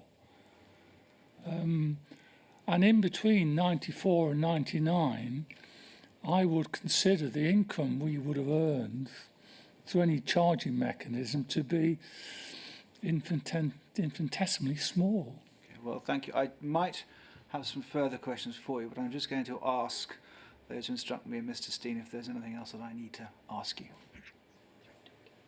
I don't have anything else for you. Thank you very much. Thank you. Okay. Chair, apologies. I understand that Mr. Henry may be putting 3 documents to Mr. Bennett, I believe 2 of which Mr. Bennett has seen, but 1 of which has not been seen, and I believe someone should be handing a copy of that now.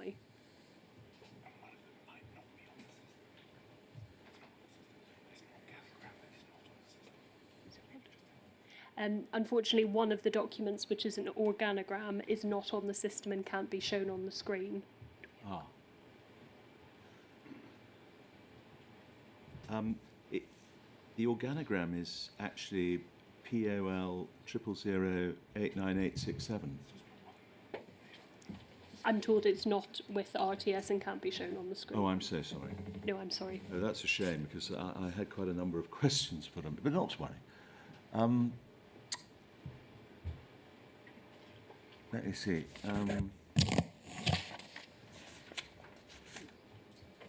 Sorry? Mr. Bennett, I'm very sorry. What have you got in front of you now? Have you got the... I've got 2 documents I have seen before. Yes. And Which you've just is- got 1 page. And I have got a 1-page Yes. organisation chart. What a shame, because although I gave that as a reference, the organogram, on reflection, I would quite like to put 1, 2, 3, 4, about 10 pages out of that presentation, which, of course, you and ICL Pathway gave in a sort of all-day session with Pockle on the 19th of November 1996. And you couldn't possibly remember that all-day session. But let's just go to the page you have got. And that shows the accountability hierarchy at ICL Pathway in 1996, doesn't it? Yes, So we have you as managing director, correct? correct. And then if you're the admiral, your rear admirals are, or vice admirals are Director Quality and Risk Management Martin Bennett, correct? Correct. Director of Commercial and Finance Tony Oppenheim, okay? So they sit, as it were, to your left and right. I think that's drawing too much from this chart. Really? I think you should consider all these people as my direct reports. So they're your direct report. Yes, rather than some form of different. It doesn't. But you are the managing director. Oh yes, but why you refer to these two? I consider them all to be my direct reports. Simple as that. I see. All right. But you are the managing director. Correct. Yes. Oh, yes, quite clearly. And then we have a line, a direct and unbroken line, like a plumb line, down to Programme Director Terry Austin. So he was your direct report as well. Correct. Right. And then we have a Business Development Director, Liam Foley. We have Customer Services Director, is it Stephen Muckow? Stephen Muckow. Muckow, right. And I won't, Customer Requirements Director John Dix, etc., etc.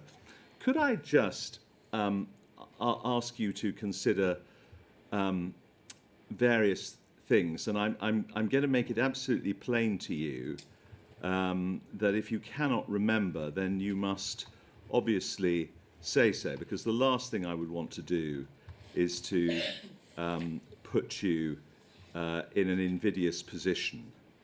But let me just ask you about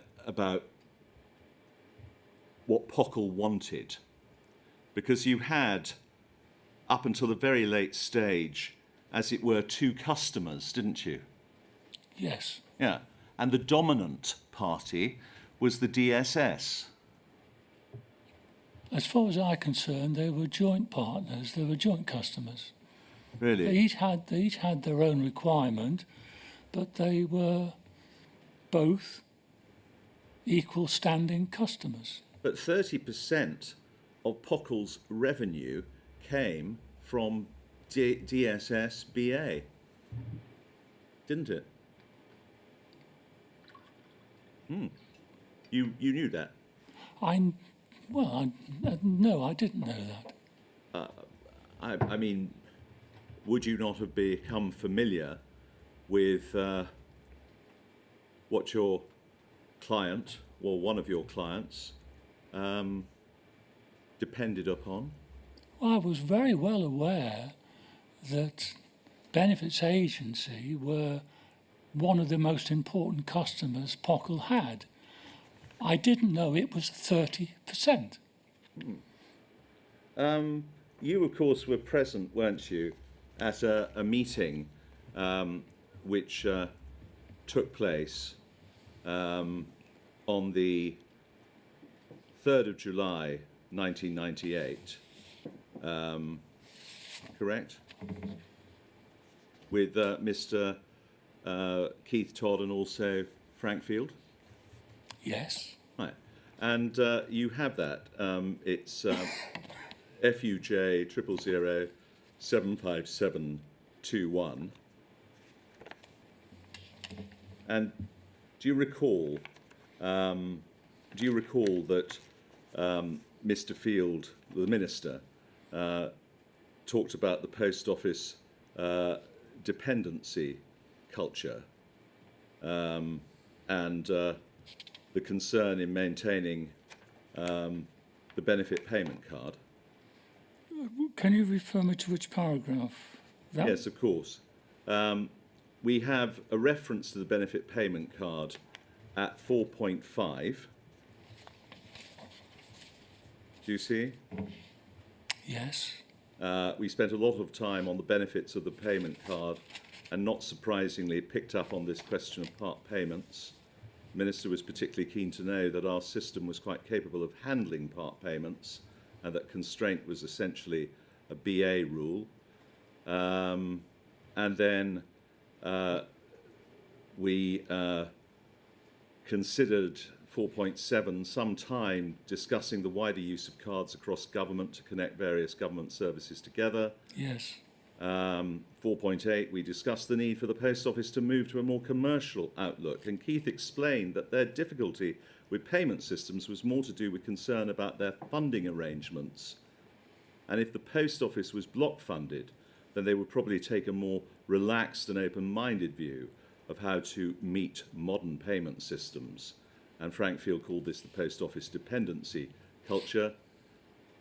But then 4.9, there was no strong reaction to our key comment that the progress to ACT, automated cash transactions, was inevitable, but would take time and had to be managed alongside re-engineering of the Post Office network. Now, you were effectively drafting this diary note from that meeting, weren't you? Yes, I wrote this note. Absolutely. So what I'm trying to suggest to you is that that was primarily the concern at that time, and so therefore the DSS was the dominant partner. I'm prepared to accept your opinion. Could I just ask you, please, to just help me a little bit about Mr. Todd's managerial style? So far as you were concerned, you were reporting back to him, were you, candidly and frankly, everything that was going on from those who were directly reporting to you? Yes, I was his direct report on this project. It was a bit unusual because most of the business in ICL went through established business divisions. We had a retail division, we had a government division, we had a finance division, etc. But this programme was sufficient size and importance that this organisation broke the normal organisation rules. So rather than reporting through an established line business, which is what we would normally do, I was a direct report to my chief executive. What about Sir Graham Corbett? Graham Corbett? He was nothing to chairman do of with ICL.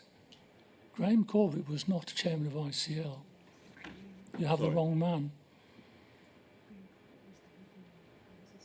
Forgive me, I'll withdraw that. So you were therefore tasked with being the messenger to Mr. Todd.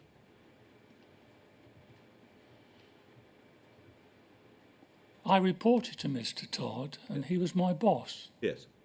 That- So that's I not didn't a, mean that pejoratively, well, but if you had to bring him bad news, I reported everything to Mr. Todd. you reported everything to Mr. Todd.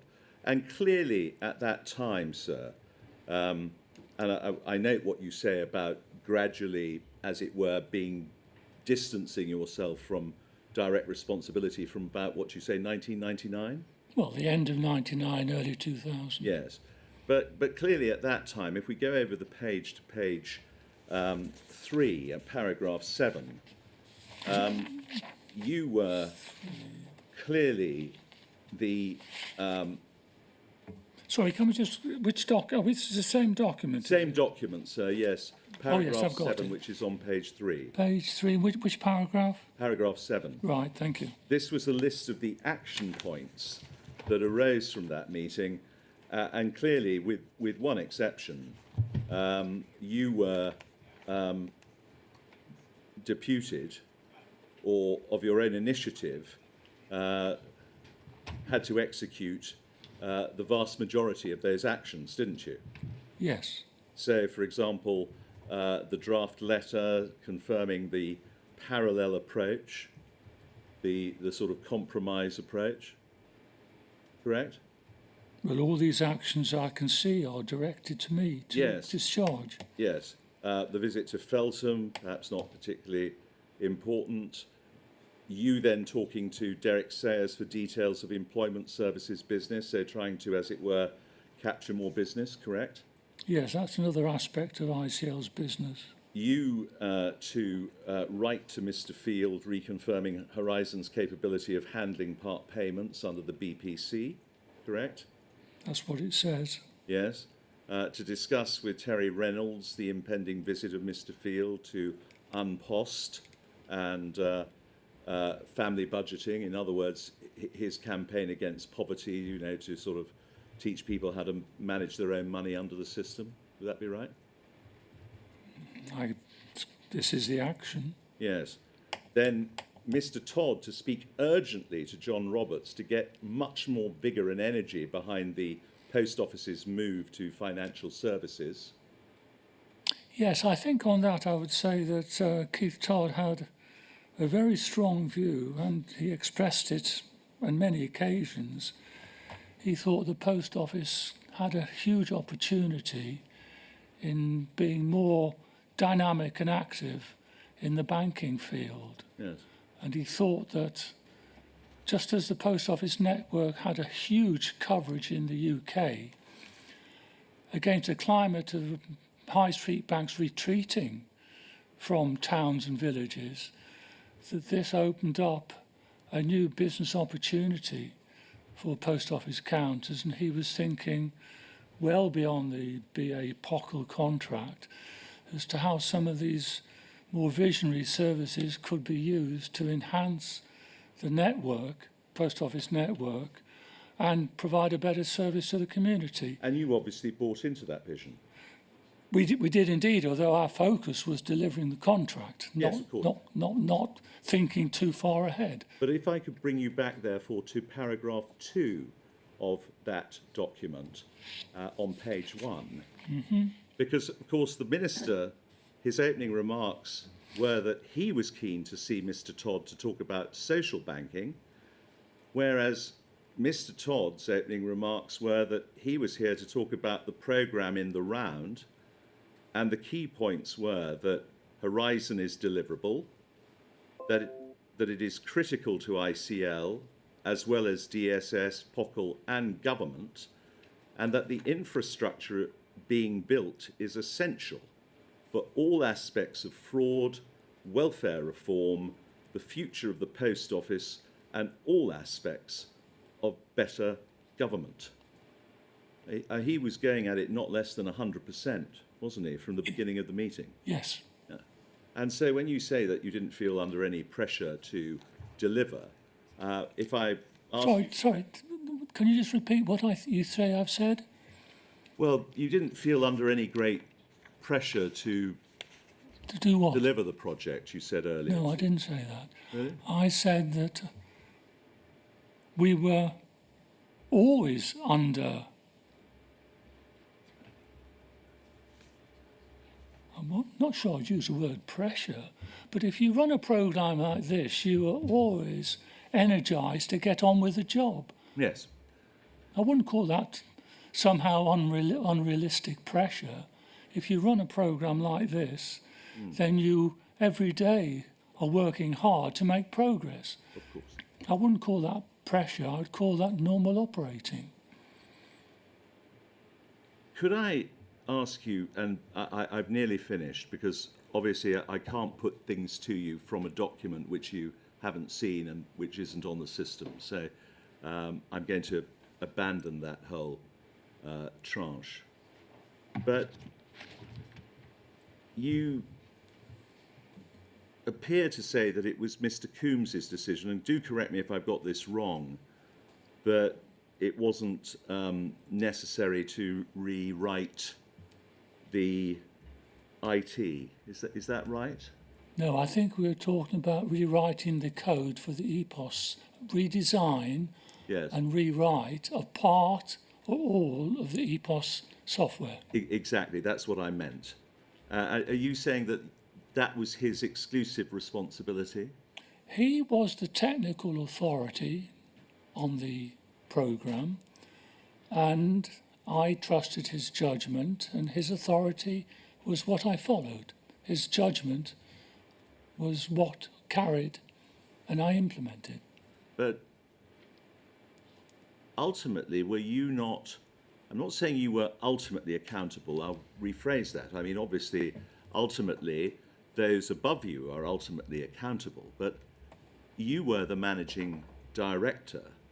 Were you properly and fully cited on that momentous decision?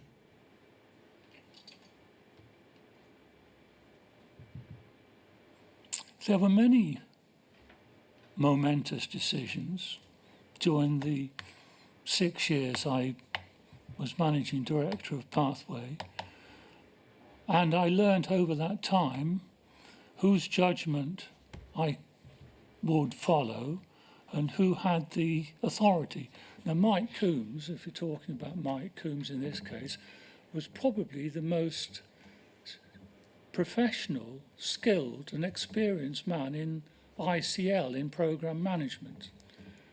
And I would not overrule his judgment. But surely this is not simply a technical issue. This is a governance issue about A, suitability of the programme for your customer, and also B, as you have alluded to in the answers you've given a short while ago, cost must have played some consideration in this. I think it was a technical decision based upon an economies and cost. And I think Mr. Coombs, in the paper we looked at a moment ago, explained the two options which were in front of us. And the two options were either to continue to manage the system we had developed with its benefits and drawbacks, or to involve a major rewrite which again had benefits and drawbacks. His judgment, which is well recorded in the papers, was that we were better off managing the system we had. And at that time, that was what was done. If you had not chosen to go down that path, there would have been further delay, would there not? Well, we didn't go down that path, so I couldn't speculate on that.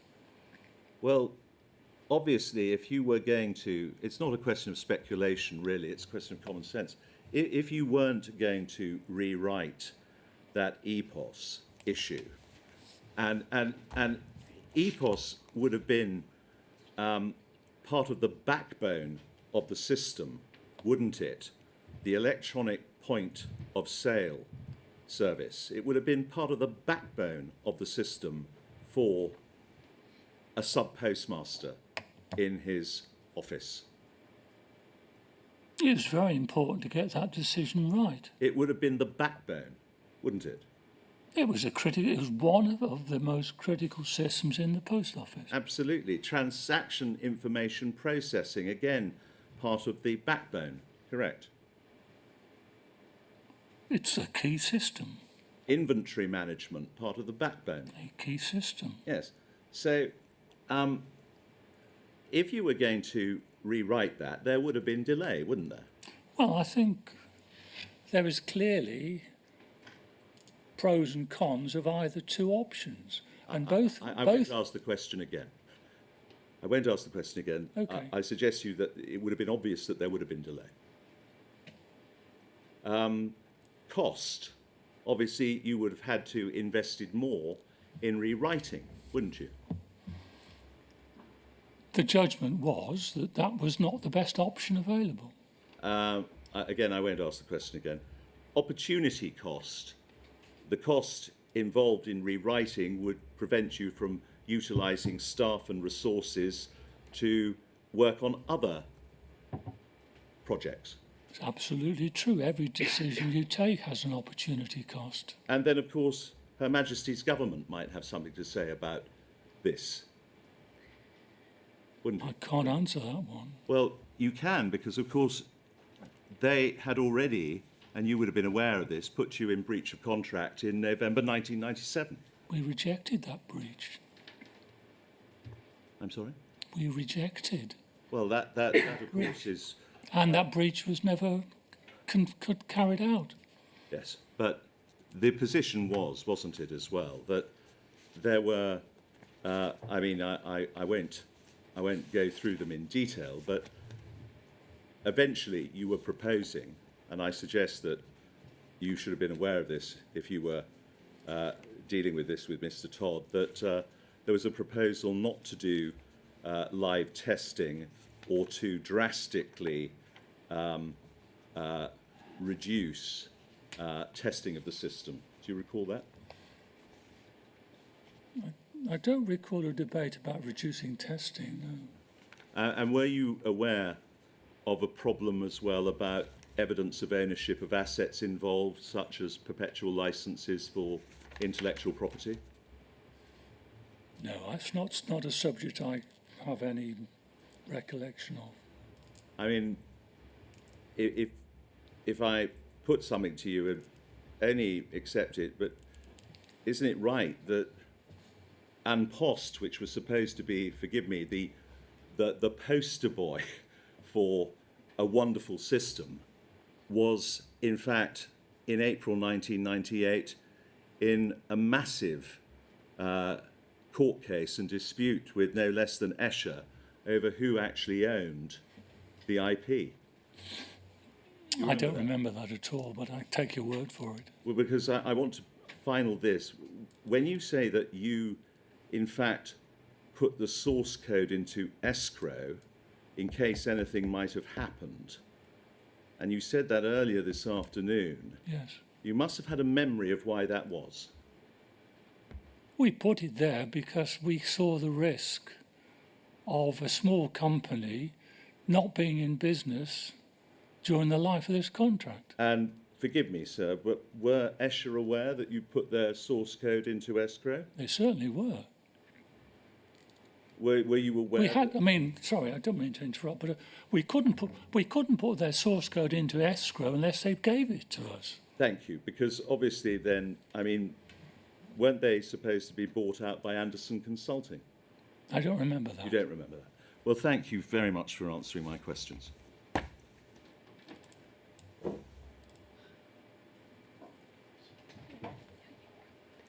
Is there anyone else who is intending to ask any questions? Yes, sir. This is Miss Patrick. Can you see me and hear me, sir? I can certainly hear you, and now I can see you. Thank you. Mr. Bennett, my name's Miss Patrick. I ask questions for 64 sub-postmasters, and I'm instructed with Mr. Maloney Casey, who sits beside me, by Hudgell Solicitors. And I only have a few questions for you.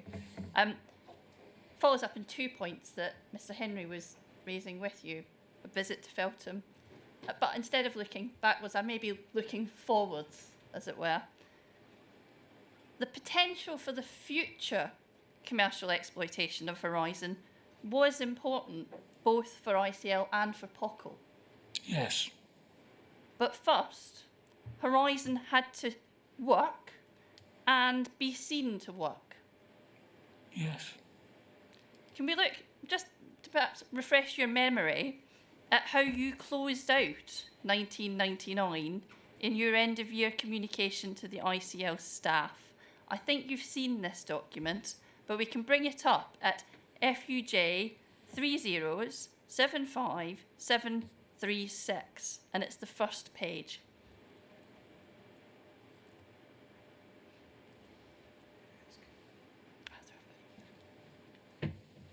And on the left-hand column, you see there's 2 columns to the document, and I'm looking at the second paragraph on the first column to start with, and I'm going to start a little the way down, maybe about a third of the way down the paragraph. You'll see there are still some important issues which we are working on with the Post Office, but we plan to restart rollout on 24th January 2000.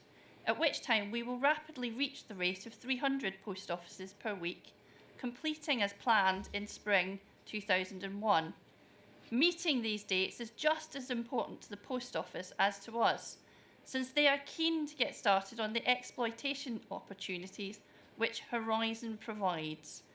The next major new activity for both parties will be around banking services. Work here will accelerate rapidly through 2000.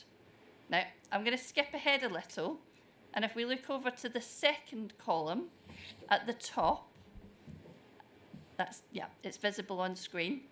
We have recently hosted here in Feltham Alan Johnson MP, Minister of State at the DTI, responsible for the Post Office. Like many of his colleagues, he found the session an excellent introduction to the project. We've also been very fortunate to have visits from Parliament, the Parliamentary IT Committee and the Performance and Innovations Unit from HM Treasury during November. Those attending were particularly excited by the impact that this project can have on the way that government services are delivered in the future, exploiting the natural strengths of the Post Office network. And it goes on, 2000 will be a challenging and exciting year for us all, and I thank you all in advance for your efforts and wish you and your family a happy Christmas and New Year. And you see it's signed off there at the bottom by you. Is that correct? Now, POCL and ICL and the government were particularly excited by the future commercial exploitation of Horizon, weren't they? I'm sorry, I didn't. I've seen this. Could you just Sorry. repeat the question? So, we've seen what you said at the end of December 1999 to your staff. POCL, ICL and the government were particularly excited by the future commercial exploitation of Horizon. I believe so, yes. Now, looking at that, we've seen the meetings that were going on with ministers and parliamentarians to explain the system. Did those meetings include an update on just how many receipts and payments imbalances had occurred in 1999? So are you quoting from a document, or is that... No, I'm just asking you a Oh, I see. question. Yes. You're involved in those meetings, you knew they'd happened. In those meetings with ministers and with parliamentarians to explain the system, did those meetings include an update on how many receipts and payments imbalances had occurred in 1999? I'm sorry, maybe my hearing's bad, but I don't quite... Could you just... When the MPs... Yes. Sorry, I'm afraid it's been a long day, Mr. Bennett. I'll go really slowly. When you had those meetings Yes. with MPs Yes. and with ministers to explain the system, Yes. did they include an update for them on how many receipts and payments imbalances had occurred in 1999?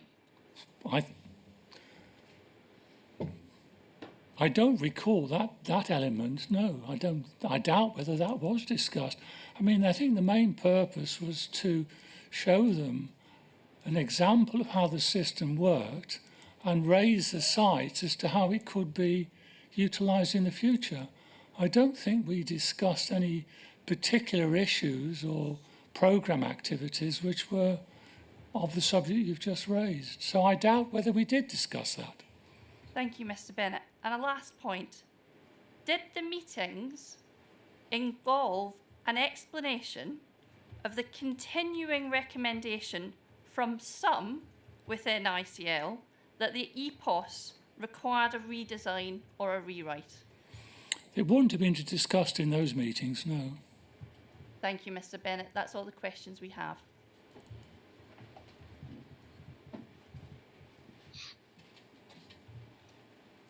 Chair, Mr. Bennett,